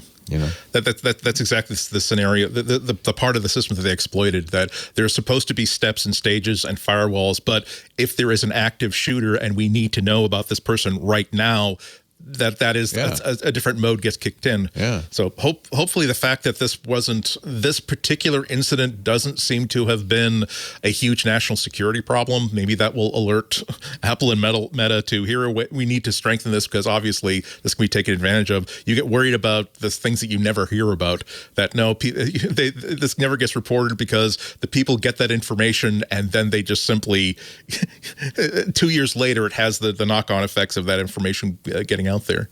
Was this what you were talking about, Renee, when you said that the auto update on iOS is not automatic? Craig Federighi was asked about this, and he said, this ended up on Reddit. Hi, I wrote an email to Craig Federighi, SVP of Software Engineering at Apple. How exactly does iOS auto update work? Craig responded, we incrementally roll out new iOS updates by first making them available to those that explicitly seek them out in settings. By the way, this is what Microsoft does with Windows, and they even have a name for those people, seekers. So seekers get it first, and then 1 to 4 weeks later, I didn't realize it was that long, after we've received feedback on the update, ramp up to rolling out to devices with auto update enabled. So you may find it as much as a month earlier just by checking. I just wanted to give you the full details on that because that's what you were... Which is really smart. There's just so many times when we end up with something that would have been good. Too soon. You just become, if you really want it, you're a gamma tester. They're pretty sure it's okay, but yeah. Yeah, I always thought that was the best mechanism for that way to work. That if instead of saying your machine is up to date, they will basically there used to be, I don't know if it's still active, but in Android there used to be a way to put in developer mode where you'd have to tap something like this, just a random piece of boilerplate that happens to be in settings a certain number of times. So they figured that, okay, if this person has tapped this 8 times in a row, they have gone to some sort of a forum and they know that that's how you activate developer mode. They know what they're doing, so yes, we can activate developer mode. Basically, if someone is that interested in getting the update right now and it is publicly available, why make this person wait? If they've demonstrated that they really, really want it, give it to them. Right. There's a celebration happening in the Dutch dating apps sphere. They're swiping in the streets, Leo. Swipe left, swipe left. Knocking wooden shoes to the dawn and the dawn of day. Knocking wooden shoes, yeah. The red light district in Amsterdam you can just hear the cheers. The cheers. Apple is, I don't know if this is capitulated, but they seem to have worked out something with the Dutch regulators over this whole dating apps thing.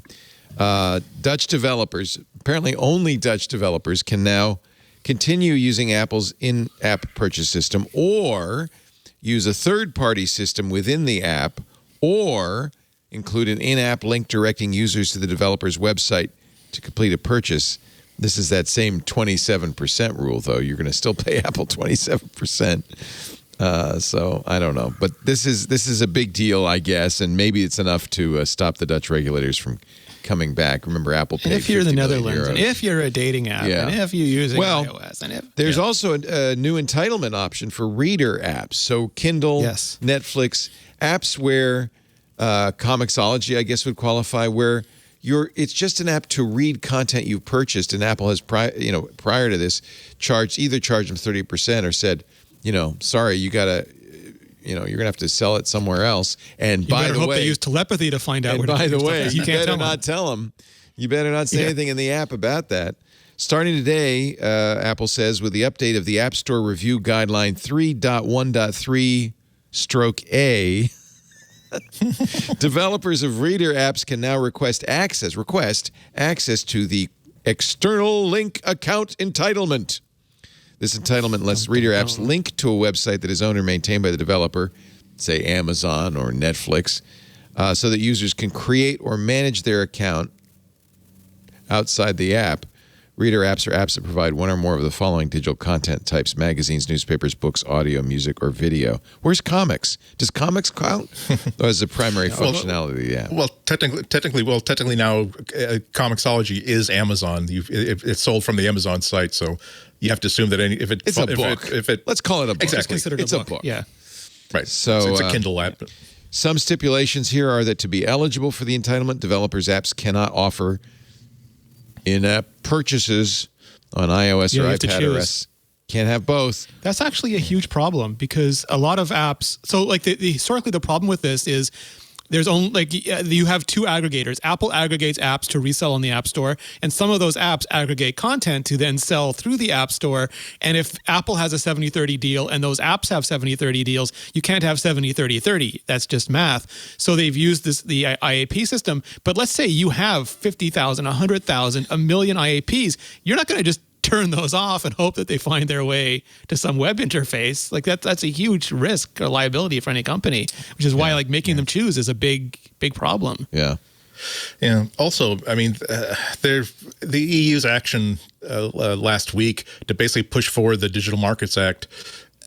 I don't know how any company can believe that they're not going to have to deal with that they're not going to have to open up the app stores. Whether it's still a very, very important conversation to have about whether opening the app stores is a good idea or not. But nonetheless, it really does look like this is going to be a reality in the EU. And I hope that Apple is working. I mean, no, I'm sure they are, but I'm saying that I'm hoping that they're not just simply saying you can't make us do anything we don't want to do. Nope, nope, nope. But okay, well, great. We're passing a law, and if you want to give us 10% of your worldwide income, and then 20% when you tell us to go to hell, we'll take it. Go ahead. It's a reality that they're going to have to prepare for, and there are other acts similar to that. They're going through Congress right now. Probably not going to pass this session, but the EU is the really, really big problem. Yeah, I mean, I think that one of the things that you do when you don't know if you're going to make it or not, you lobby heavy to take out certain lines. You want to take out like this is too crazy, this is too crazy, this is too crazy, and you'll get oftentimes with enough lobbying, you'll get some of those taken out, and usually those are what we call loopholes. And so there's a lot of ways that Apple can continue to do most of the stuff that's there. I mean, a lot of it has to do with how. So there's a lot of ways to kind of cut this. And I haven't been able to read through all. I've read the highlights, but I haven't read through the actual. I don't even know if it's published yet. But the actual all the text I've read through the U.S. one, and it's a mess. I mean, it's just written by children. Yeah. But the EU one I haven't seen. I haven't found the text of it. But the issue really is the delineation between developers. This is going to be what's important. The delineation between developers that use the Apple platform versus the developers who don't. And if Apple's able to distinguish between the two, it's going to, that being outside of the system will be worthless because Apple will just have a developer plus that you pay a little bit more. And oh, by the way, you pay $150 more and you promise that you'll stay in, all your apps will stay inside of that. And then, because if you don't do that, do you think you'll ever show up? And this is the soft power that Apple has is that, it's a complete mystery on what shows up as recommendations. My guess is that if you start charging outside the system, they'll show a couple to not look like they're doing it completely, but it's a pretty uphill battle at that point. Well, that would be a very dangerous move because the language of the Digital Markets Act it is designed to avoid having to go for these one-shot lawsuits. It is designed to simply say, no, you cannot use your market position in order to promote your own products over anybody else's. And so it would take a couple of years for them to get to the point where they're saying, yes, you're basically telling people, you're basically telling developers that, well, if you want to be able to use lowercase characters in your apps, you're going to have to sell through our app store. They're going to get hit pretty hard. And the other difficulty is that I really think that the EU is going to pass this. I don't think that U.S. companies are going to be able to make at nearly the kind of changes that they would like to make, because you remember that they can very effectively lobby the United States because it's the United States company the United States companies that are contributing to the United States economy. The EU, they're saying, well, look, it doesn't matter to us. You guys are trying to stiff us for taxes anyway. It doesn't really make one hill of beans to us whether you suffer from this or you don't. You are not an EU based company, so why should we try to protect you? And the folks making the rules in the EU are also not very accountable to the people and not very responsive. So in the United States, if they really screw this up and then Apple drills a hole into that, they'll lose their position. They'll actually lose the election, because Apple's not just campaigning right now for it not to happen. They're campaigning to lay the groundwork to undermine anybody that has later. Because they're building a whole thing of "I told you so." I know I am. So the thing is there's going to be a whole lot of "I told you so" when it turns out ugly and people start being frustrated by their apps. And and I think that like the CNN app just came out, the CNN Plus app or whatever, and of course I have to subscribe to it externally, and I was like, 1 star. I'm not. Not only am I not going to subscribe, I'm going to give you a 1 star. Screw that. And then CNN, and this is watch this happen. CNN now is pushing all their videos to, when you go to the website, it's all like, oh, you want to watch a video? Oh, you have to be part of CNN Plus. So everything that used to be free is now you have to go into here and just siloed, welcome right? to. It's siloed, and then it's also, again, you have to sign up for that, to their little subscription thing outside of the App Store. Like, because I'm slowly turning on in the Apple TV. I'm slowly anything with an external, including Netflix, I'm just turning off. Like I don't want to. Because we've talked about this before. Can you imagine if music was like this and we had to subscribe to AMC separately from Sony, separately from Warner's, and U2 is big enough and Taylor Swift is big enough, they have their own services. But no, like we get all the music. Like basically you can pick your service and you still have almost the entire same catalog. But video is becoming increasingly fragmented, and like it's worse internationally because like Paramount Plus in the US is a thing, but they want more money, so they sell just Star Trek to Bell. So then you get Paramount Plus here without Star Trek. You got to pay for something else just to get the Star Trek stuff back, and it's become unmanageable. Like there's 23 services now.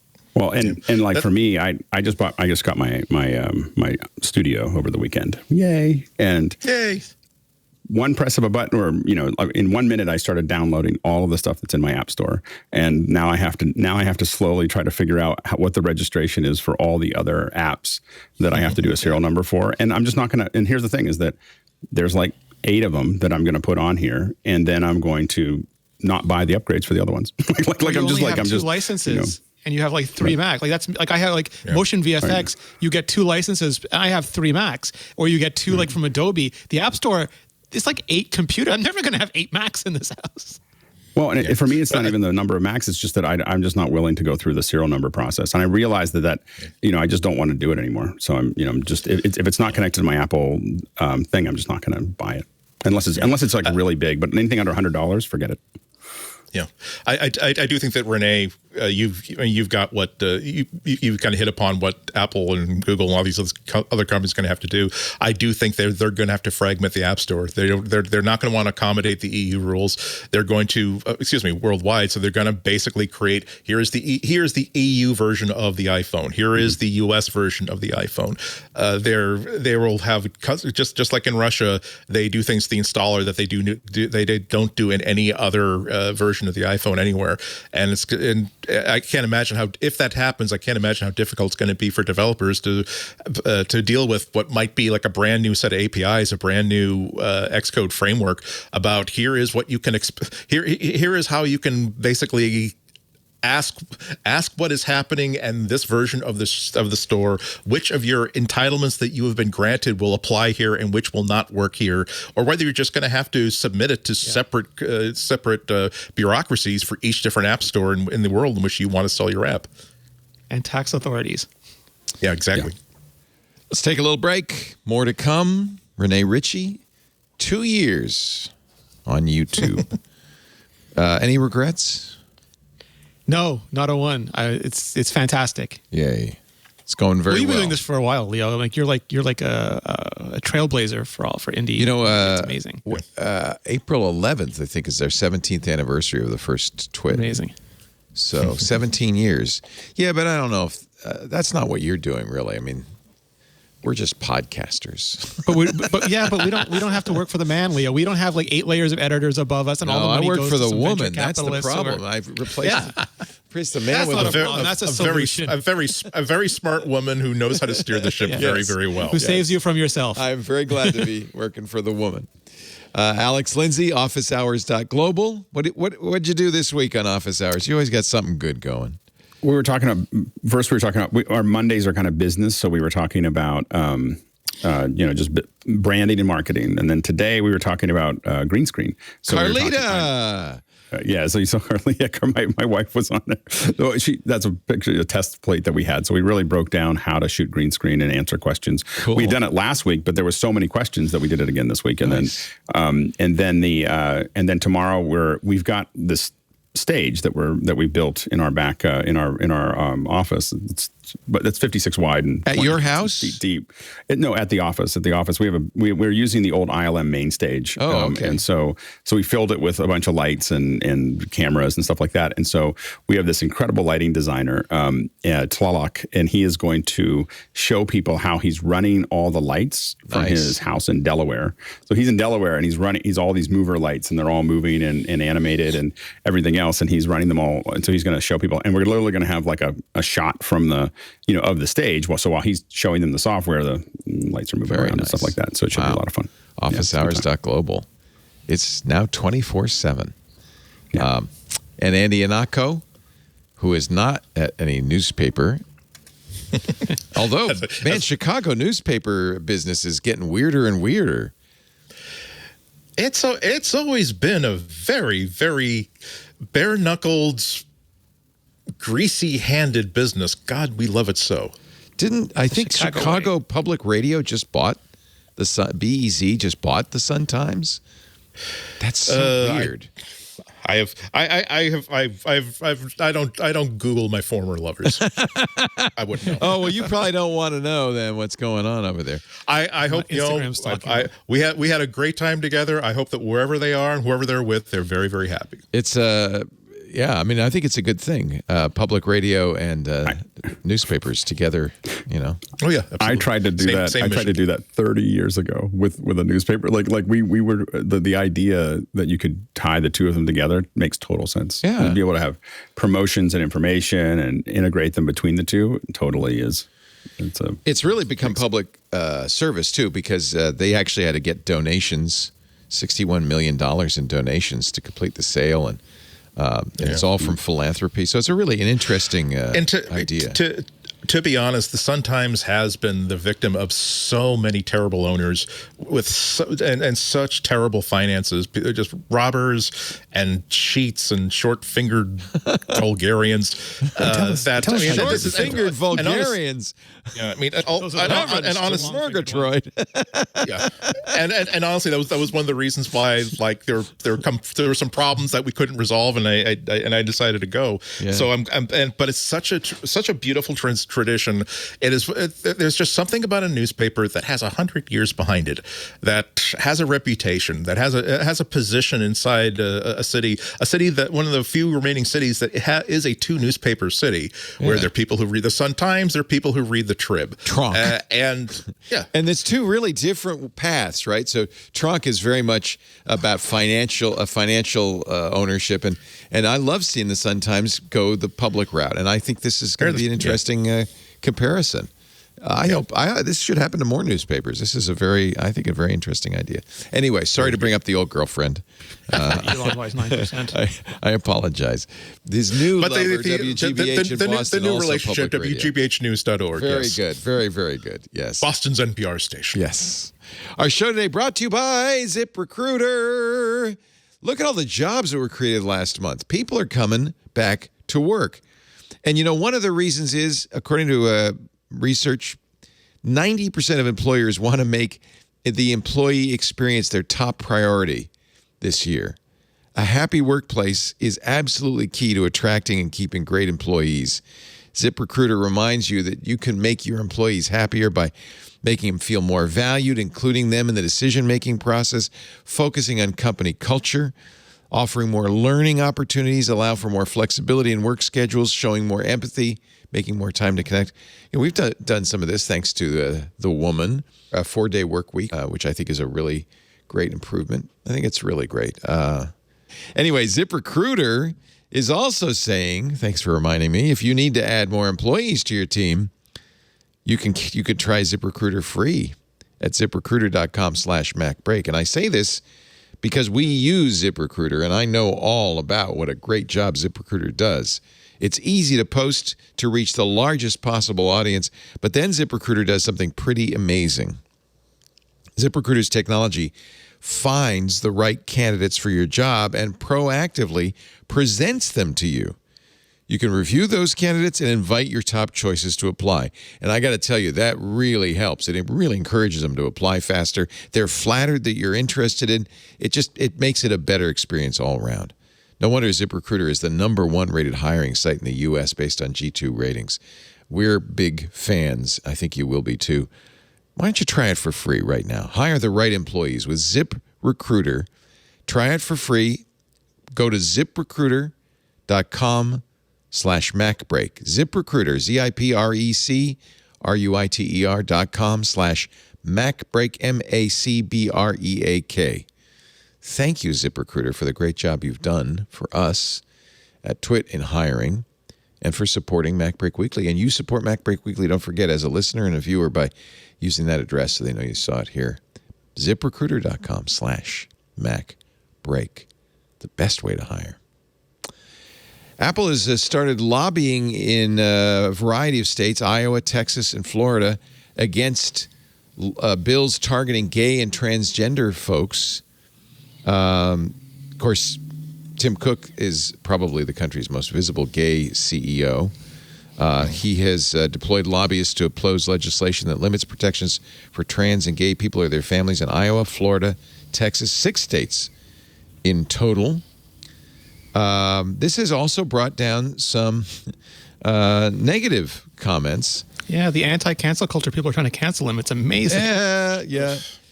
Ken Buck, who's a representative from, I think, Colorado. Colorado, yeah. Yeah, he took it down. He tweeted, and of course, nothing ever goes away on the internet.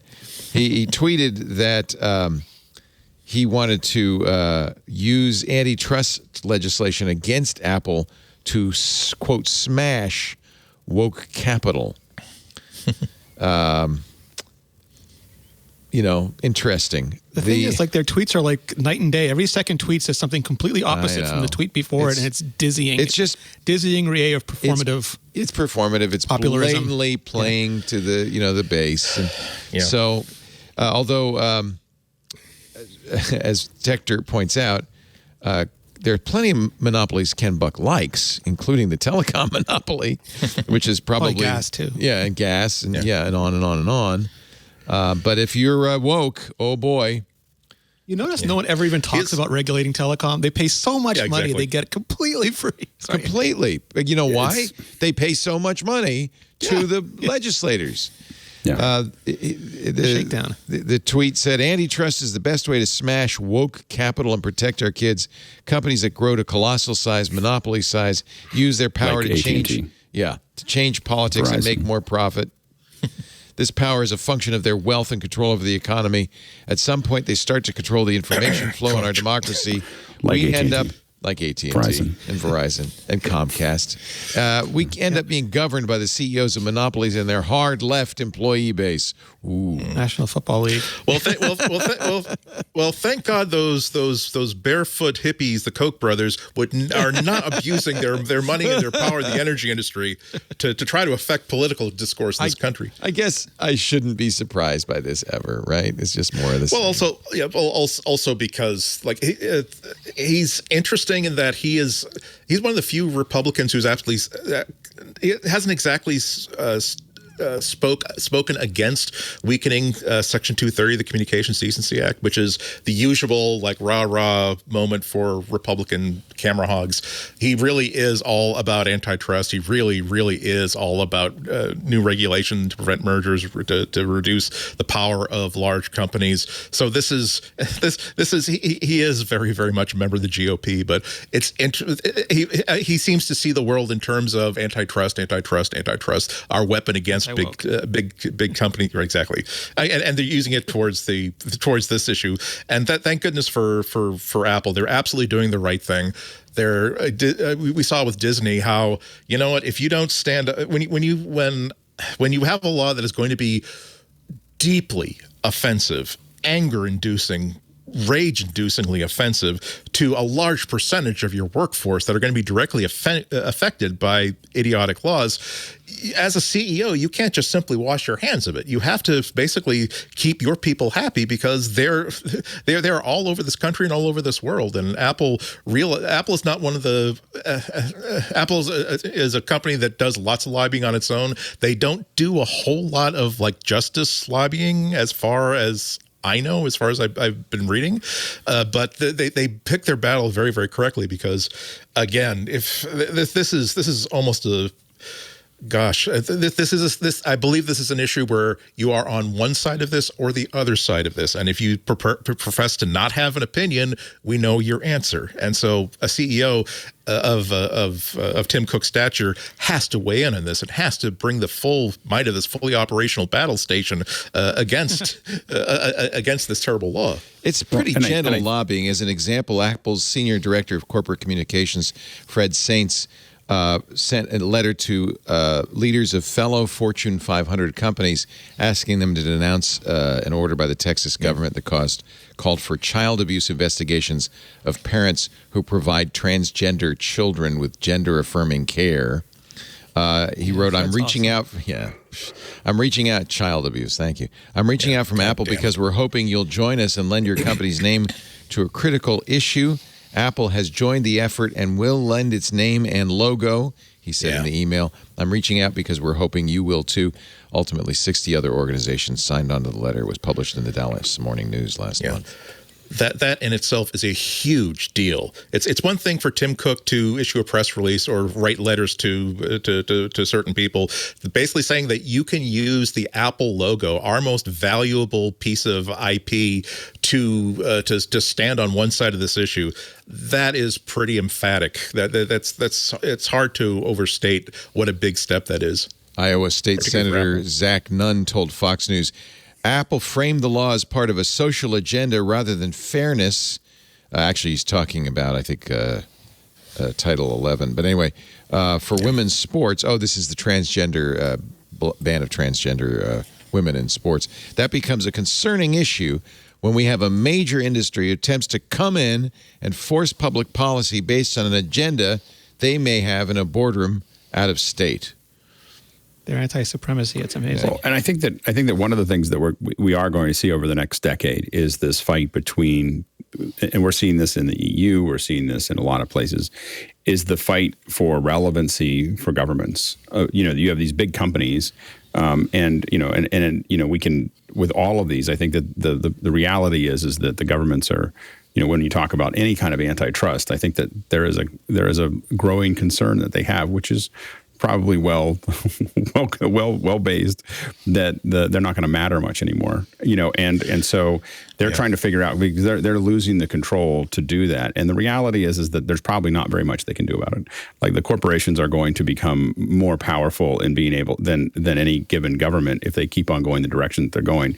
So that's why antitrust, and what I've been saying for a long time, is that antitrust is going to be the battle of the next of our decade, because what's happening is the governments are no longer, they don't have the wherewithal, because these are big global corporations. They just move things around, and they have the money to lobby. I mean, again, to go back to the telecommunications thing, is that it is crazy, like, what's happening. I mean, they are literally doing damage to our society by controlling telecommunications the way. I mean, like, this is a real problem as opposed to like the App Store. I mean, this is an actual problem that affects many, many communities, in lots of different ways, and no one talks about them. No one in Congress talks about them at all. And they've just kind of decided that because they stay in their lane and they don't do anything else. And we really have to start thinking of, we have to start thinking of what's next, because, the way it's happening. I'm kind of a contrarian on this. I don't think corporations should weigh in on politics at all. I think individuals can. If Tim Cook wants to write a letter, he absolutely should write a letter. This all goes back to Citizens United, which basically the Supreme Court ruled that corporations can spend unlimited money on elections. Right? That's a big, in my opinion, that's one of the biggest problems in the country. I don't think corporations on either side, I happen to agree with Apple's point of view, but I don't think corporations on either side are people. money is not speech. I disagree with the Supreme Court decision, and I think this is one of the biggest problems we have in this country right now. Yeah. I do think that those are two different issues. Again, I think that at some point, when you're controlling a company of the size of Apple, that means that how many tens of thousands of people that are working for you are being hurt by what is absolutely, in this case, undeniably a bad law. Okay, and those you. Well, it is to some undeniably, but okay. No, I agree with you. I agree with you. Those people are dopes. Yeah, those people are dopes. Yeah. But at some point, you have to. But is it take in care of your Apple's people. sphere? Is it something they should be commenting on? Yeah. Okay. I mean, I think Tim Cook. I do believe so. Till there's nobody left to comment. Well, individuals should absolutely get involved and contribute and do everything they can. I think corporations have so much might and so much money. We have a huge problem, though. It's like governments are losing, like they've lost the moral authority. Like, even the thin veneer of moral authority that we pretended to have in the 50s, 60s, and 70s when people at least tried to be nice outside, outside where the other people could see them. It's just, like, I don't want to be pessimistic about this because I'm an optimistic person at heart, but like the stuff that goes on publicly, shamelessly, like continuously would just... Leo, I remember like people would be a whiff of impropriety and people would have to resign or they couldn't run for office or they couldn't do anything. And now you have people basically baseball batting each other on the streets every day and they don't resign. Like it's just, there is no moral authority left. And I think it's unfortunately falling to some of the larger corporate leaders for good or for ill, because some of them I agree with and some of them I don't. But there's a terrible vacuum of leadership, just not even in America, but just around the world right now. We see people partying in England getting fined now too. It's like, it's absolutely ridiculous what we're putting up with these days. We'd fire these people if they were employees in a heartbeat. I had to go to the Wayback Machine to find this because Microsoft has since deleted the tweet. But on the @Windows account, they tweeted, "Spring cleaning? Check out these tips on how to clean and run your device safely and smoothly," from Microsoft's Carmen Zlatev. What is that device she's running? It matches her hair. This is Apple. Apple got rid of the logo, and this finally paid off. This is the whole reason they did it, so that one day the Windows account would tweet without thinking. An iMac, and of course, you know what? Let's put it this way: Microsoft is not anti-Apple anymore, but this iMac is clearly not running Windows. It's an M1. That's why it's so clean. Well, because the macOS is a cesspool of viruses and malware and phishing. Windows, it keeps itself clean. No one has to worry about Windows. They're helping these poor little backwater users with their 9.8% of the desktop market. Can't protect themselves. God bless Microsoft. I saw the trailer for this and I got really excited, especially because it's David Attenborough narrating it, coming. It looks so good to Apple TV Plus. Yeah. So if you liked Planet Earth, which I loved, and Attenborough also and narrated, Tiny Planet and Tiny. Well, but this is coming from the Planet Earth folks, the BBC Studios Natural History Unit. I got it. Can I play this? Am I allowed to play this? It's an Apple TV. Take the press release. Leo, that'll make it fair use. Yeah, fair use. I think this was so cool. So it's just like Planet Earth, except those costumes are super realistic.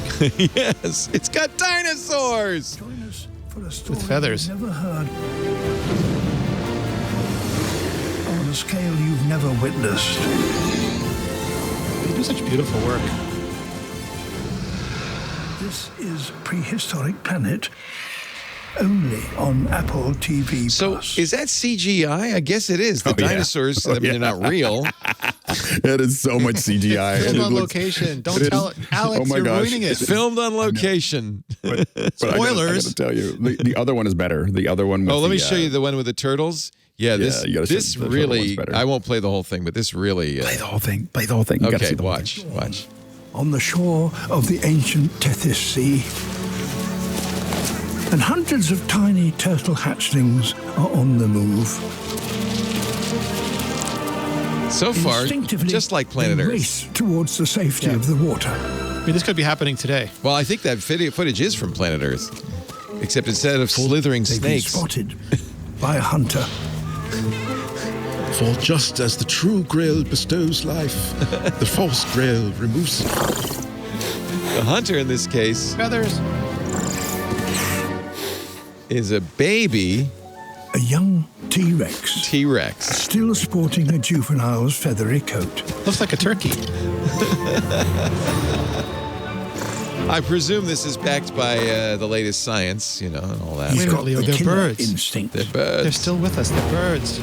But his problem I still find it is hard to believe the T-Rex had those vestigial arms, but inexperience. watch out. Here comes Mama. This could take some time. So David Attenborough.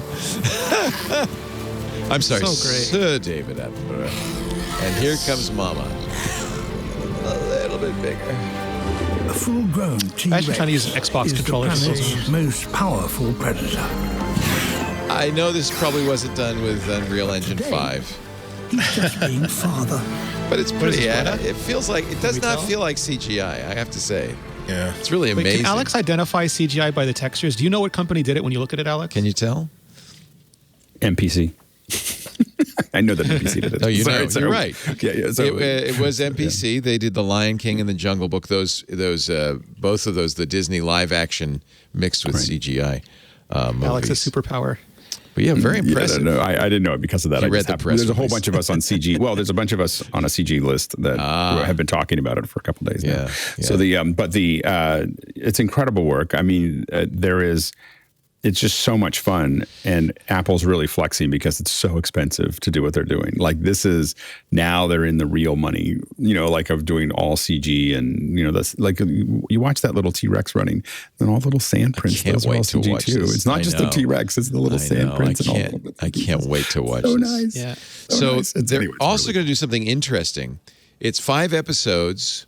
And, in the past, what Apple's done with new series is they've released 3, and then next week another one, and next week another one. This time they're going to do it Monday through Friday, 5 days in a row, May 23rd through 27th, which I think is very interesting. Will there be a crossover Jurassic Central Park? Would they do that? That would be fun. A dinosaur version of Friends. Jurassic Central Park. That's Central Perk, yeah. They were on a break, Andy. And, of course, who else but Hans Zimmer doing the score? Yeah. This is, you know what? I'm not sure I want Apple spending money in politics. They can spend all the money they want on Apple TV shows like this, because honestly, no network would do this. It just doesn't. Yeah, there's no financial reason to do this. I mean, there is a financial reason, but there's no like broadcast traditional and the BBC did something like this, I think, called Dinosaurs. So they definitely did something like this in the past. That was like the idea was like this, but it did not have anywhere near the budget that this one does. Yeah. That's you just hear the money just rolling out in truckloads to pay for just that trailer worth of visual effects. A whole series, like, wow. And I have to admit, I've thought about this for years, that someone should do one that it really makes you feel like you're there with Attenborough and everything else. And as soon as I saw it pop out, I was just like, oh my goodness, this is going to be so awesome. So hopefully my expectations aren't painfully high. That's the only thing I'm worried about. Also announced for Apple TV Plus, if you are a big fan of Ted Lasso, they've got its co-creator, showrunner Bill Lawrence, to create a new show for them called Shrinking, a 10-episode comedy series starring Jason Segel and Harrison Ford. In Deadline, the line is Ford, who is joining Shrinking after lengthy negotiations, which I would read between the lines to say he got a lot of money. So has he done TV before? I don't think so. I don't think so. No, I think this is his first time. He did one appearance on Young Indiana Jones Chronicles, And of course, who remember could forget the Star Wars Christmas holiday episode? special, of course. Yeah. Good. Well, we try to forget, but it keeps coming back. So it has Kinda been a like while PTSD. since he did Yes. any TV. He plays a psychiatrist, a grieving therapist who. Oh no, I'm sorry. Siegel plays a grieving therapist who starts to break the rules and tell his clients exactly what he thinks. Okay, Ford will play Dr. Phil Rhodes, a down-to-earth, sharp-as-tack, blue-collar shrink, blunt, but with an ever-present twinkle. Okay. Anyway, I look forward to it. Again, you got the scratch. You can get movie stars to appear on TV. I guess they got him a deal on a G5 or something. It's like, what helicopter do you want? What licenses have not been taken away from you yet, Harrison? We will get you the best aircraft. Whatever you want, you can sir. fly. Whatever you want. iPhone builds. Now, this, I don't know if this is true. This comes from Loop Capital in a research note. iPhone builds have dropped another 9 million to 254 million, saying additional cuts are coming in the not-too-distant future. The orders for 2022 are expected to range for the entire year between 245 and 250 million. The SE is going to have its orders cut by 20 million. Why? Services, baby. Also, smaller iPhones have a finite following. Yeah, it's also like, well, some of these you have to be very careful with these because some of them are just stock manipulation, like blatant patent stock manipulation, and you can see the headline come up and it'll disappear. It'll That's be there. why I no mentioned it's like from even this major analyst. publications Yeah. will be like no byline and it'll disappear, and it's really startling. But it's also like we've seen this before. Like whenever there's a super cycle, you're not magically creating new customers. You're pulling customers forward. That's why when there was massive spend on the iPhone 6, the iPhone 6S didn't do as well. It's like you're not going to just, not all of them are going to go buy another iPhone immediately. And we had massive spend on consumer electronics in 2020, trailing into 2021 as everybody was stuck at home. They were all buying new things. Everyone was upgrading. There was a major upgrade with the iPhone 12, iPhone 13 as well. So you're pulling those customers forward. And now we'll get probably the low season before we get to iPhone 14. And some of that is just, I believe it's just like the iPhone SE isn't selling well, but it's really, all it is a 5G previous iPhone SE, which is halfway through its lifespan, and they're going to shift some of that to the iPhone 13, the larger sizes, which are doing well, and they'll address it with a larger, cheaper iPhone in the iPhone 14. So it's like a combination of all these factors, and Apple will tell you every earnings call, don't look at one report because our supply chain is incredibly complicated. And if we give you any advice, please listen to that advice. Don't look at just one thing. So we'll get their numbers, but I always take these numbers with a grain of salt. Yeah. Gurman is saying, he said it on March 26th, a couple of days ago, Apple, and we've heard this before, is considering launching a rugged watch this year. Oh, wait a minute. This is from a year ago. Never mind. Forget it. This isn't a new story. This is an old story that I just got the date wrong. Never mind. We've been hearing this report. He said it would happen maybe in 2021. That did not happen. Maybe in 2022. Still something. I don't know if you saw John Prosser's video where he said that like his mistake was he thought everything that was coming the things that he reported as coming last year are actually coming this year or next year, that he was 2 years ahead instead of 1 year ahead. So he's going to take a little sabbatical from the rumors for a while, calm down, and then reassess where in their timeline they actually fit. So that flattened watch he thinks is more likely for this year, and that flat-backed iPhone more likely for next year. Ladies and gentlemen, would you like to boot System 7 or System 8 on your Mac? Well, I can boot it on my Linux machine. Here we go. Nicest writer.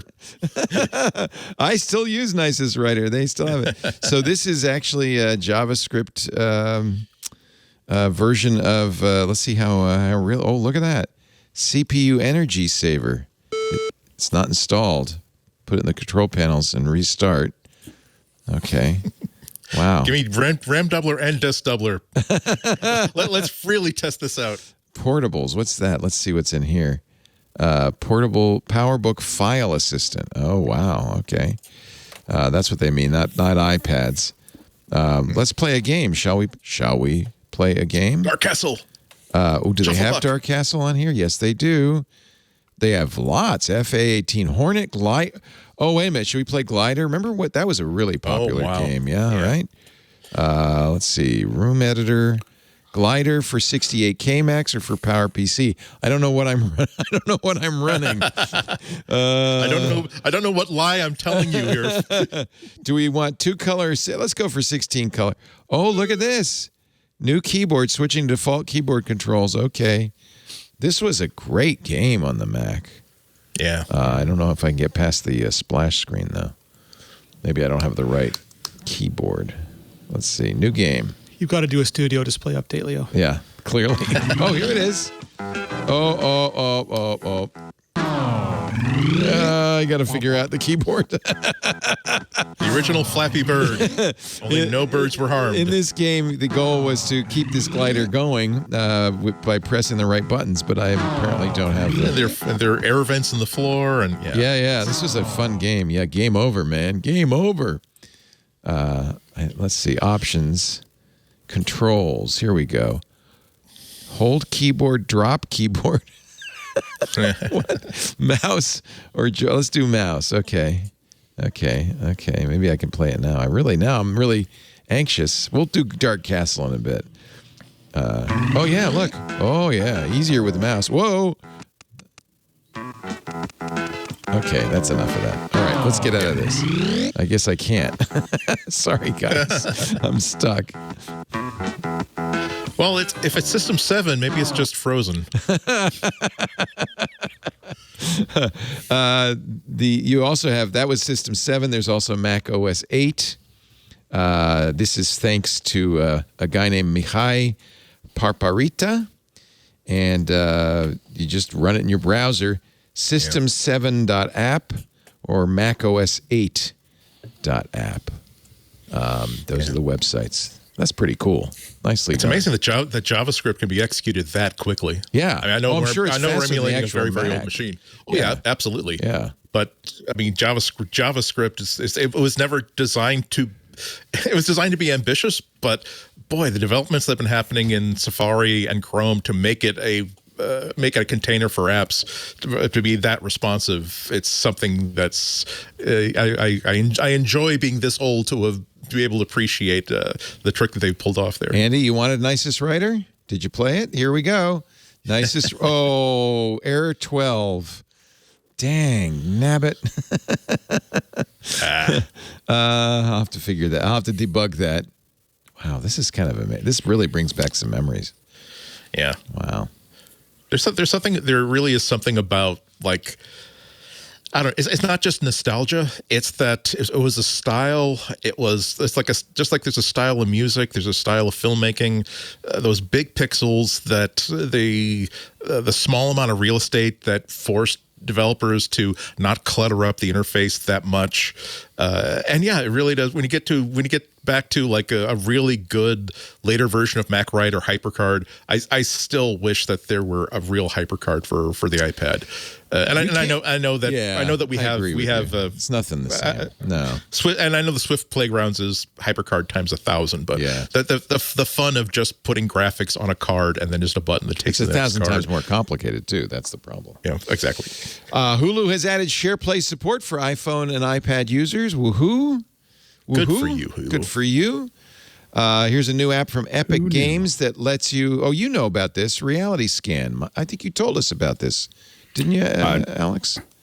I did not, but I think it's great. A free 3D scanning app in collaboration with Quixel turns your iPhone into photos into high fidelity 3D models.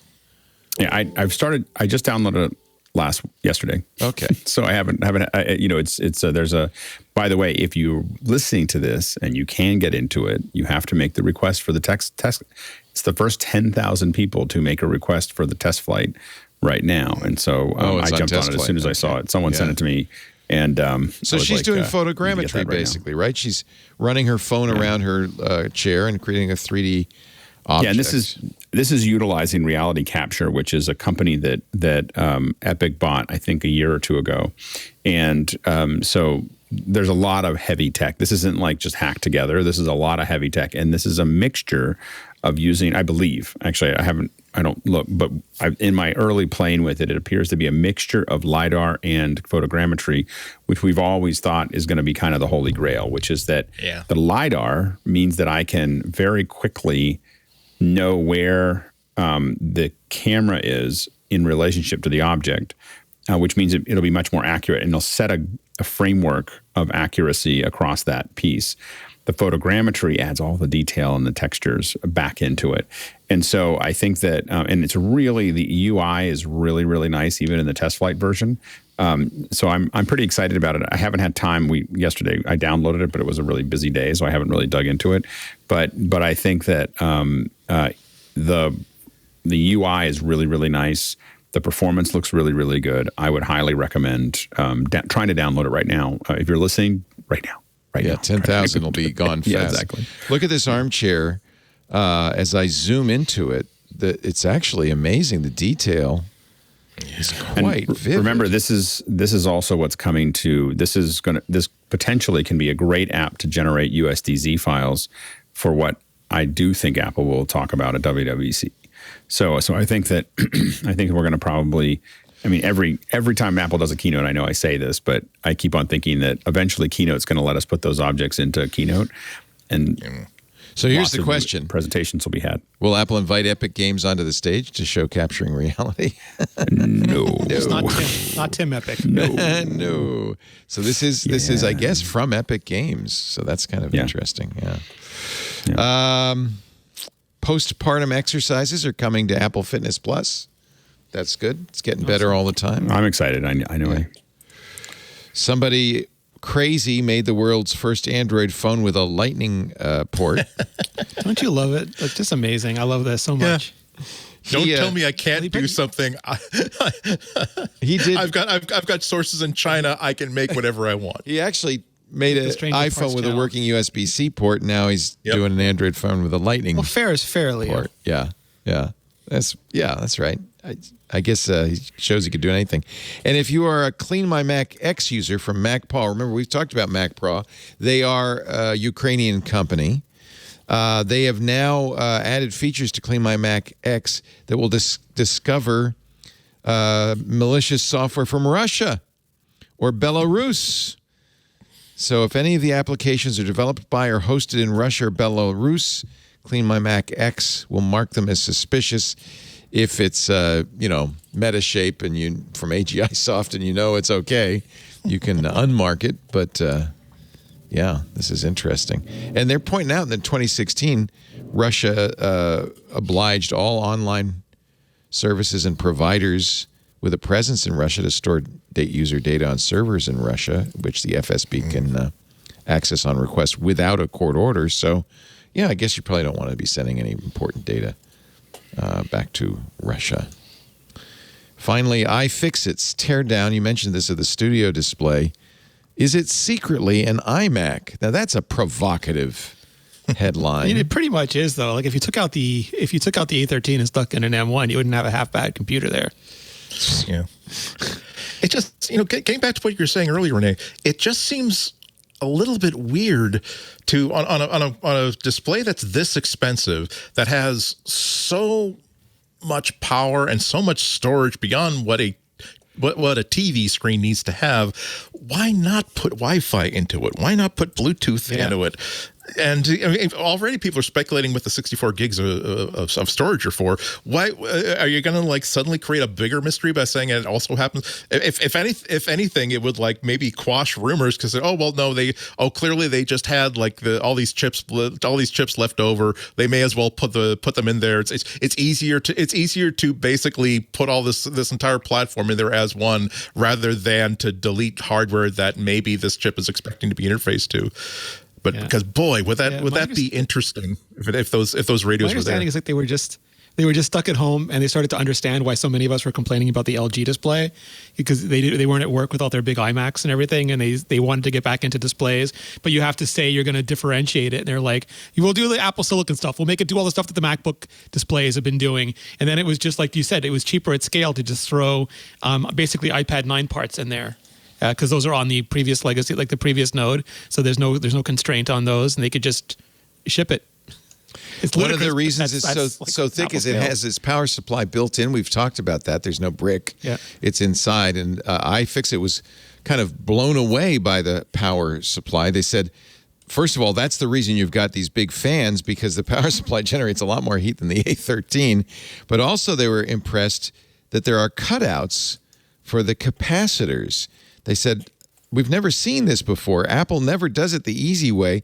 It's a huge amount of engineering effort and cost to design a slim power supply like this. It's actually a two-parter, and you could see the capacitors are kind of set into the board itself, which is kind of wild. So this explains, by the way, why the studio display is thicker than the iMac. iFixit said if they've gone with an external power supply, it would have been the same as the iMac, and you wouldn't have to have all these fans and everything. It's very interesting. And we could have got MagSafe. Jackalope product, but Apple had some time on their hands, decided the display that's secretly an iMac. Mark Edwards of Bajango has a wonderful article up about why the 5K at 2X, like perfect retina, like native resolution is so important to designers and developers. And he had, of course, he made all the nerdy grids and showed you all the different where pixels fall on those grids. But there's a lot of very, very happy developers and designers who don't have to make their eyes bleed anymore by pixel scaling. It's running at 3840 by 2160, so it's exactly 2x 1080p. Yeah. Wait a minute, no, that's the 4K. It's 2x the previous. It's 2x the basic 27-inch original iMac. It's a Retina, perfect Retina. Perfect Retina. Okay. It's 186 ppi. The ideal Mac display PPI for desktops is 220. Interesting. I will read this. Thank you. Yeah, he's a smart Django. guy, Mark Edwards. They Makes do some good software, iStat menus, which is awesome, and Snowflake, which I also paid for. Some awesome stuff. And Scala, which he keeps teasing, but has not yet released, even though it's been. What's Scala going to be? Scala is his interface designer. It's like, people have gotten sneak peeks of it, but I think it's like just next generation interface designer, which I'm waiting for. Mark, please ship that already. And icon design tool. Yeah. All right, let's take a final break, and we'll get your picks of the week, if you don't mind, coming up in just a second as we continue with MacBreak Weekly. Our show today brought to you by CacheFly. I mean, quite literally brought to you by CacheFly. It's our CDN, our content delivery network. How do we know how good CacheFly is? We've been using them practically since the beginning. Early days of Twit, we were really struggling getting all the audio, just the audio out to you. And Matt Levine of CacheFly called and said, we can help, and they have been. We've been using them for more than a decade. And when we went to video, CacheFly was there. Now they're there for live streaming video. This is amazing. They're ultra low latency video streamings. Now, I'm not talking WebRTC. You can ditch that. For their WebSocket live video workflow, it scales to millions of users with sub 1 second latency. And you can get up and running in hours, not days. 50 locations, 50 POPs, points of presence around the globe means your content will always be delivered closer to your customers, outperforming local CDNs. We know that. That's one of the reasons we use CacheFly, so that no matter where in the world you're downloading our shows, you get them faster with no buffering. And it's great for us because we have for a long time been using what has now become CacheFly's storage optimization system, which means they host the content. It takes a load off your origin servers, reduces your S3 bills, your bandwidth, and increases your cache hit ratio to 100%, which is a big deal. CacheFly is amazing. Make sure when you talk to them, you talk about their elite managed packages too. You get VIP treatment, 24/7 support, response times in less than an hour. In most cases, if you send them a ticket, they'll say, we're working on it. It's almost fixed. They're really, really good. I love CacheFly. You will too. 10 times faster than traditional methods. I'll vouch for that. On 6 continents, they have a 98% cache hit ratio. And availability over the last 12 months, 100%. 100%. Plus 365-day-a-year, 24/7 priority support. They're there when you need them. We love CacheFly. CacheFly is giving away a complimentary detailed analysis of your current CDN bill and usage trends. See if you're overpaying 20% or more. Twit.cachefly.com. Twit.cachefly.com. No sales pressure, just information. You owe it to yourself to find out what CacheFly can do for you. It's sure done a lot for us. Twit.cachefly.com. Thank you, CacheFly. Okay, Renee Ritchie, pick of the week. So I've got 2. I had one pick, but then I just saw the Picard season 2 is not even finished yet, and there's a trailer that just came out for Picard season 3. And if you're not following this, Paramount remembered that they had a Star Trek property and decided to actually start making shows again. So now there's like a billion of them on Aren't TV. there? Yeah, there's more than just are Picard. coming. There's more Star Trek coming. Yeah, right? there's Discovery's on just finished season 4. Strange New Worlds, which is about the Captain Pike Enterprise, is about to come out. Oh, that's there's the one 2 or I 3 want to see. animated shows. Yeah, wow. Yeah. And universally, they're gorgeous. Like the effects work, the sound design, the cinematography are remarkable. Some of them lose showrunners faster than the plot lines in the original Next Generation, and so they're incredibly like things happen that they forget about in the same episode sometimes. But they're starting to get their act together. The last few seasons have been much more solid, and they're starting to bring all that together. And they announced a final season of Picard, season 3, and the trailer just dropped. And the basic thing is, if you loved the Next Generation and you wanted to see where that crew was now, they are going to go all out and bring it looks like the entire crew back for season 3. So you'll have, Worf and Data and Geordi and Wesley. We know I haven't seen Wesley yet. Maybe he's a surprise. We know how you can get a hold of him if you need to. Yeah, he's busy on what he was on SWAT. I think he's busy on the SWAT show right now. Oh, but we'll see. Maybe that's the problem. All right. And my other pick is so I've had the Canon EOS R5. Oops, upside down. EOS R5 for a while, and it's a really great camera. It does 8K. It does really, really wonderful video, but it is so hot that it just breaks down after a while. It turns itself off. It reaches thermal limit. And Canon still insists on sabotaging their non-cinema cameras with 30-minute record limits for no apparent reason but to sabotage their non-cinema line.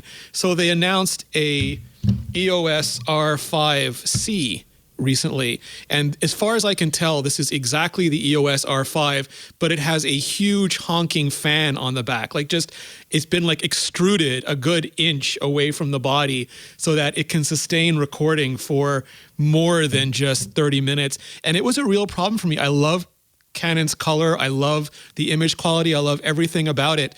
But it was stopping when I was trying to record things like unboxings, and it'd be super inconvenient in the middle of an unboxing to see the 30 minutes hit, and I'd have to get up and restart everything. So hopefully now this solves those problems. There's still issues where Canon puts some cameras get RAW and some get 10-bit and some get I'm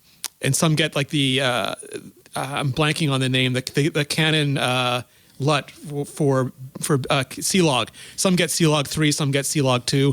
It's maddening, but I'm shooting all with Canons, and they're getting a lot of competition from Sony. So it's nice to see they're starting to wake up and actually offer slightly better cameras for those of us who have so much Canon glass that it's just not feasible to switch. I don't know if it's still the case, but one of the reasons that was that there was a limit on the Canon cameras was because of European taxes. For taxes, yeah. So the print. If you were still, it was one tax, which was much lower than if it was video. Yes.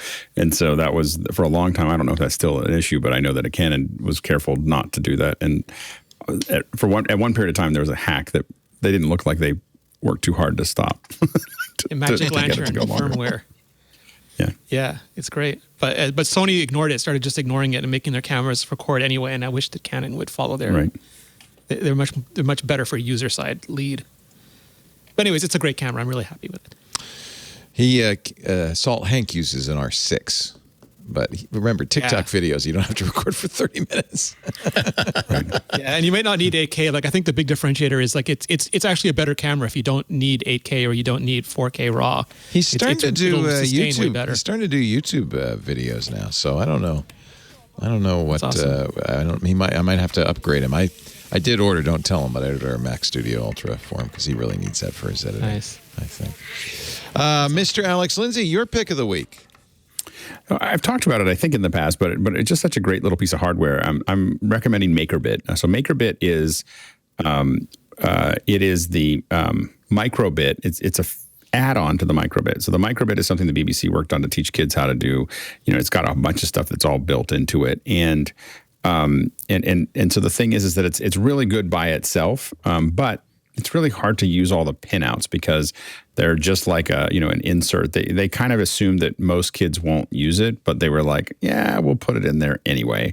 And so they put it in. Roger Wagner, who used to work at Apple and has done tons and tons of incredible work, built this thing that basically takes the little pinouts, takes the slide-in pinouts, and just exposes all the power that that it has. And so you can add lots of things that are easier. It's very close to an Android. The one difference is that it allows you to use some of the programming that's visual to it, and so you can. You can actually put these things together. And he's been working with us to do tutorials. I think I might have shown this was one of our. We have this box that I've actually spilled some stuff on. But well, it's a pizza box. It's appropriate. It's a pizza box. But and we were learning how to program it all, and we're all doing it together. And it's just a great. It's not very expensive, and he's amazing. And we're going to be doing more of this stuff with him. But it's just it's a great little kind of geeky little box. The Maker Bit itself is just this little guy. Oh, look at. And I thought, so what he builds is the part that you slide the Maker Bit into that makes it easy to, because otherwise you have to figure out how to connect to these little things, which is a lot harder. But it has a lot of the tools. Again, it has a lot of bits and pieces that you can use. And it was built for education, but I was talking to some friends and they're like, yeah, we use those. And I was like, you really use them? I thought they're for education. They're like, well, they're pretty useful. We use them in a lot of places. They're easy to buy in bulk. So anyway, so I think that pretty slick little the Maker Bits themselves, and also the micro bits themselves in the Maker Bit is slick. That's my pick. So, but you can't. It needs something on top of it, or it's a hat. No. So the Maker Bit is something you'd buy separately. The micro bit. This is the micro bit. So you have a micro bit, and then you put the Maker Bit on top of it as a hat. You slide this into the Maker Bit. Okay. So you take the micro bit and you slide into the Maker Bit, and suddenly now all the wiring, you can pop everything. It's much more like this is something for kids to learn. When you add that, it becomes basically an Arduino board. I like the demos on the Maker Bit site. I mean, it looks like you could, all sorts of uses for kids, actually. Well, he is, and it was, and again, kids of all ages. Like, we're learning it. It's super useful. It's powerful, and I think that it's definitely worth checking out, even if you're not a kid. Nice. It's got some good stuff on it. Very nice. Andy and Akko pick of the week. Oh boy, am I so happy to for this pick of the week. Audio Hijack, one of the greatest Mac apps ever, is just been updated to version 4. And it is everything I love to see in an app. What does it do? It records audio on your Mac. Well, what kind of audio? Any audio in any combination, no matter what you want to do with it. So if all you want to do is, there's a concert that's streaming on this website, you want to capture the audio? Great, it'll do that. You want to record from a microphone that's plugged into your Mac? It'll do that. But the thing is, it is so flexible. It'll do anything you want to do regarding capturing and recording audio. As you grow into it, really, you do. You figure out that you smack your head because either you spent like 3 weeks or 3 months into your podcast wondering, oh man, I really wish I didn't have to do this, and this. Well, you don't, because you have Audio Hijack. You have all these little modules that are like Legos that you just simply drag from this tool tray that basically tells Audio Hijack where you want to capture sources from, what you want to do with that along the way, whether it's changing the tone, compressing it, adjusting the volume, how you want to record it, how you want to output it. It was when I record the Material podcast with Florence Ion, it took me, again, I had one of those smack in the head moments when I realized that, I'm making things way too complicated. I can just do this all with Audio Hijack. So there's a saved recording session that whenever I record the show, that will automatically create 3 recordings simultaneously, one of just me, one of just Flo, one combined where it's a stereo recording with Flo in one channel and me in the other. Meanwhile, it's feeding itself into VU meters, so I can actually see that, yes, it is capturing audio from all these sources. It's capturing from microphones as well as my chat apps. As well as I want to make sure that when it gets into my headphones when I'm listening to it, I don't get reverb and feedback. So I've got another set of controls that simply allows me to adjust what I'm going to be hearing in the middle of that. And version 4 that's like maybe on a scale of 1 to 10, that's maybe a 3 on how complicated you can make this. You can also, again, add audio effects. The audio version 4 adds a mixer, so you can have so if you have multiple microphones plugged in at once without making it complicated at all, you can just simply say, oh, by the way, here are all the inputs. Here's what I want the levels of each one of these things to be. They've also added some really good interface things. The one thing that was a little bit of a kludge for me is that I like to keep I use the recording timer to keep an eye on how long we're going on the recording. So I would always like keep the bottom of my recording window a little bit under the show dock so I could see like what the timer is doing. And now they've added a menu-let that lets you access what you're recording, and it also will stay persistently above everything else. And there are a whole bunch of other features about this, but again, I can't recommend it highly enough because it's not an app that you can really grow out of, particularly if you are a person like me. I'm not like Renee. I'm not like Alex. I'm not like Jason Snell. I don't have knowledge about being a real audio engineer, and I don't have. If I bought the $200 really pro level tools for recording and mixing audio, I wouldn't know how to use it. However, this is beyond my skills, and as I increase my skills, it will accommodate me no matter what it is that I want to do. $65, it's not cheap, but my goodness, you will not. For someone like me, you will spend $65 and you will never have to buy another. Oh gosh, I need to buy this other app. Or gosh, I wish I had. It doesn't do this. I'm gonna have to do that. It becomes about Google how to do this in Audio Hijack. You will find a primer on here's how you do whatever it is you want to do. Audio Hijack can do it for you. Highest recommendation. One of the greatest pieces of Mac software that's ever been written.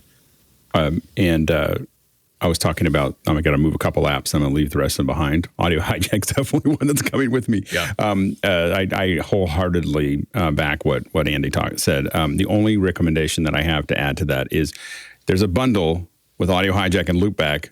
Just buy it. Just buy the bundle. Like don't you're going to pay more, and then you're going to wish that you had bought the Loopback with the Audio Hijack.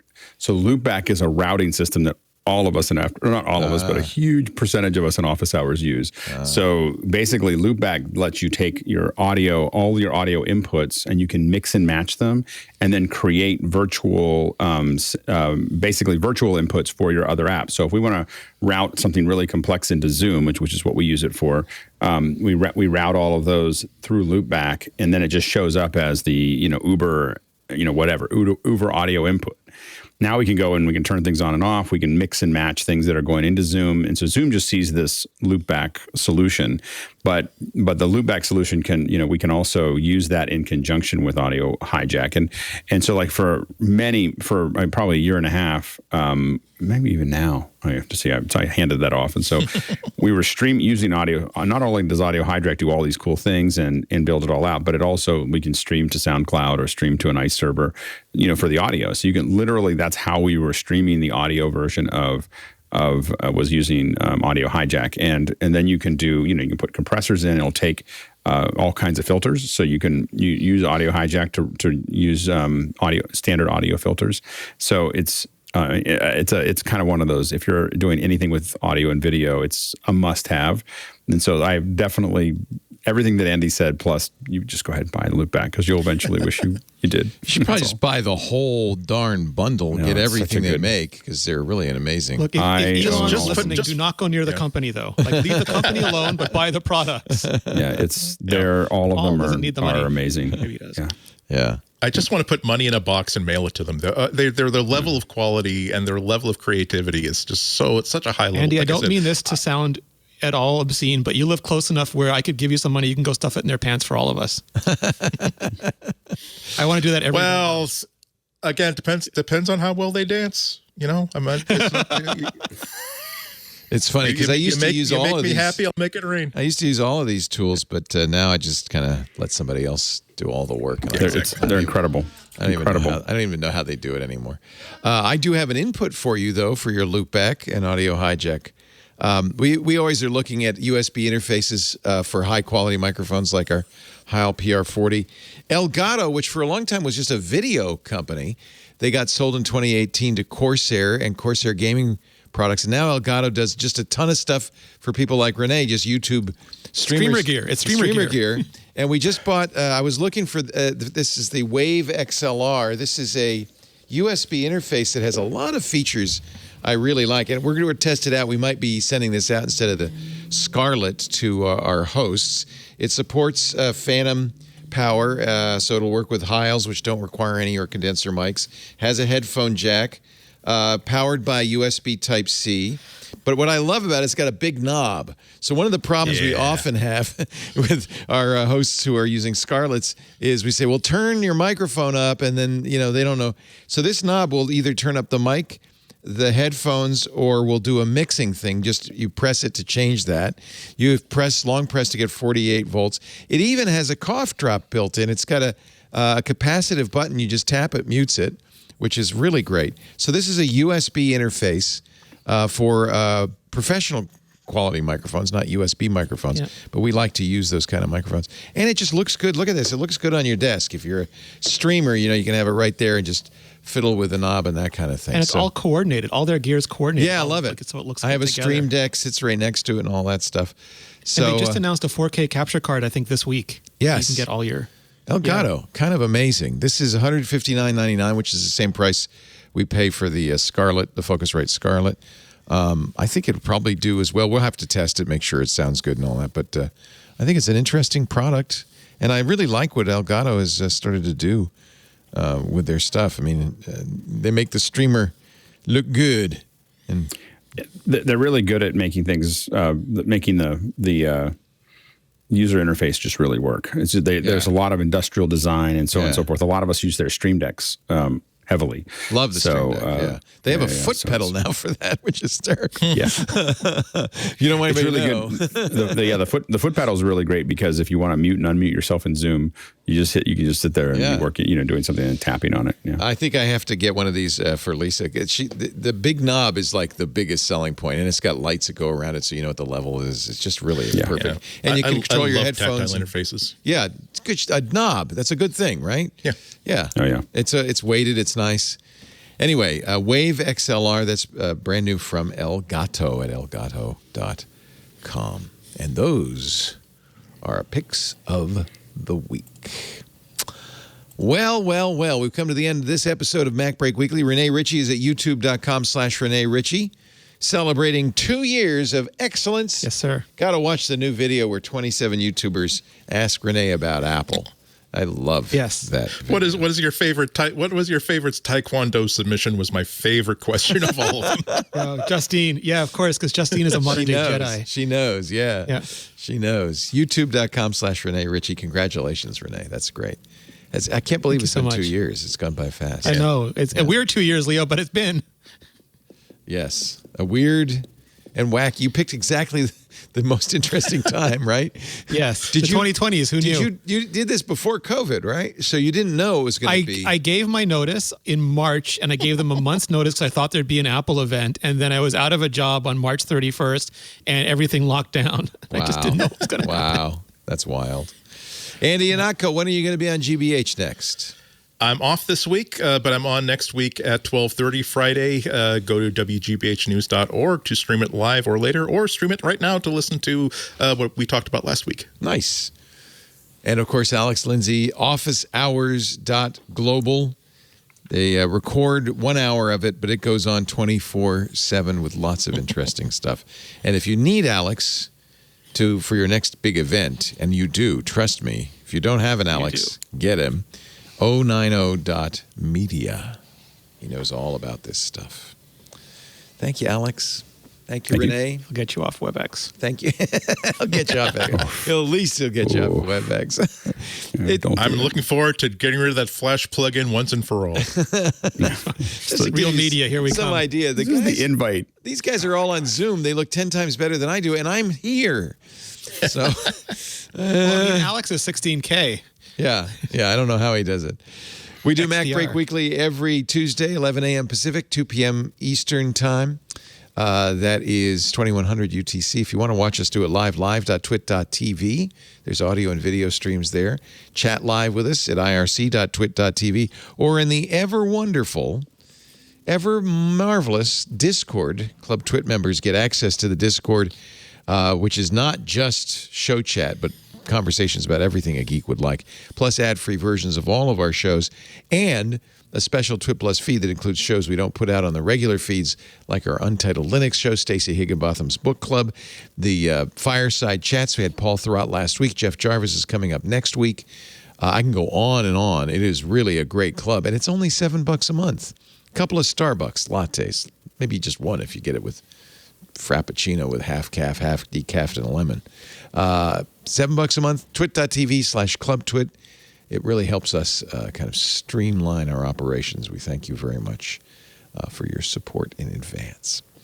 After the show is produced, we also offer download versions of it for free, actually of every show, at twit.tv, in this case, twit.tv/mbw. All the shows have YouTube channels dedicated to them as well. And you can, of course, in fact, I would encourage you to subscribe in your favorite podcast player. And that way you'll get it automatically as soon as we're done and the edits are done. We'll get it out to you usually by a couple hours after the show. And if your podcast player allows reviews, please leave us a 5-star review. Let the world know about MacBreak Weekly. Thanks, everybody, for joining us. Get back to work now because break time is over. Bye-bye. Hey, I'm Rod Pyle, editor of Ad Astra Magazine, and each week I'm joined by Tarek Malik, the editor-in-chief over at Space.com, in our new This Week in Space podcast. Every Friday, Tarek and I take a deep dive into the stories that define the new space age. What's NASA up to? When will Americans once again set foot on the moon? And how about those samples from the Perseverance rover? When are those coming home? What the heck has Elon Musk done now? In addition to all the latest and greatest in space exploration, we'll take an occasional look at bits of spaceflight history that you probably never heard of, and all with an eye towards having a good time along the way. Check us out on your favorite podcatcher.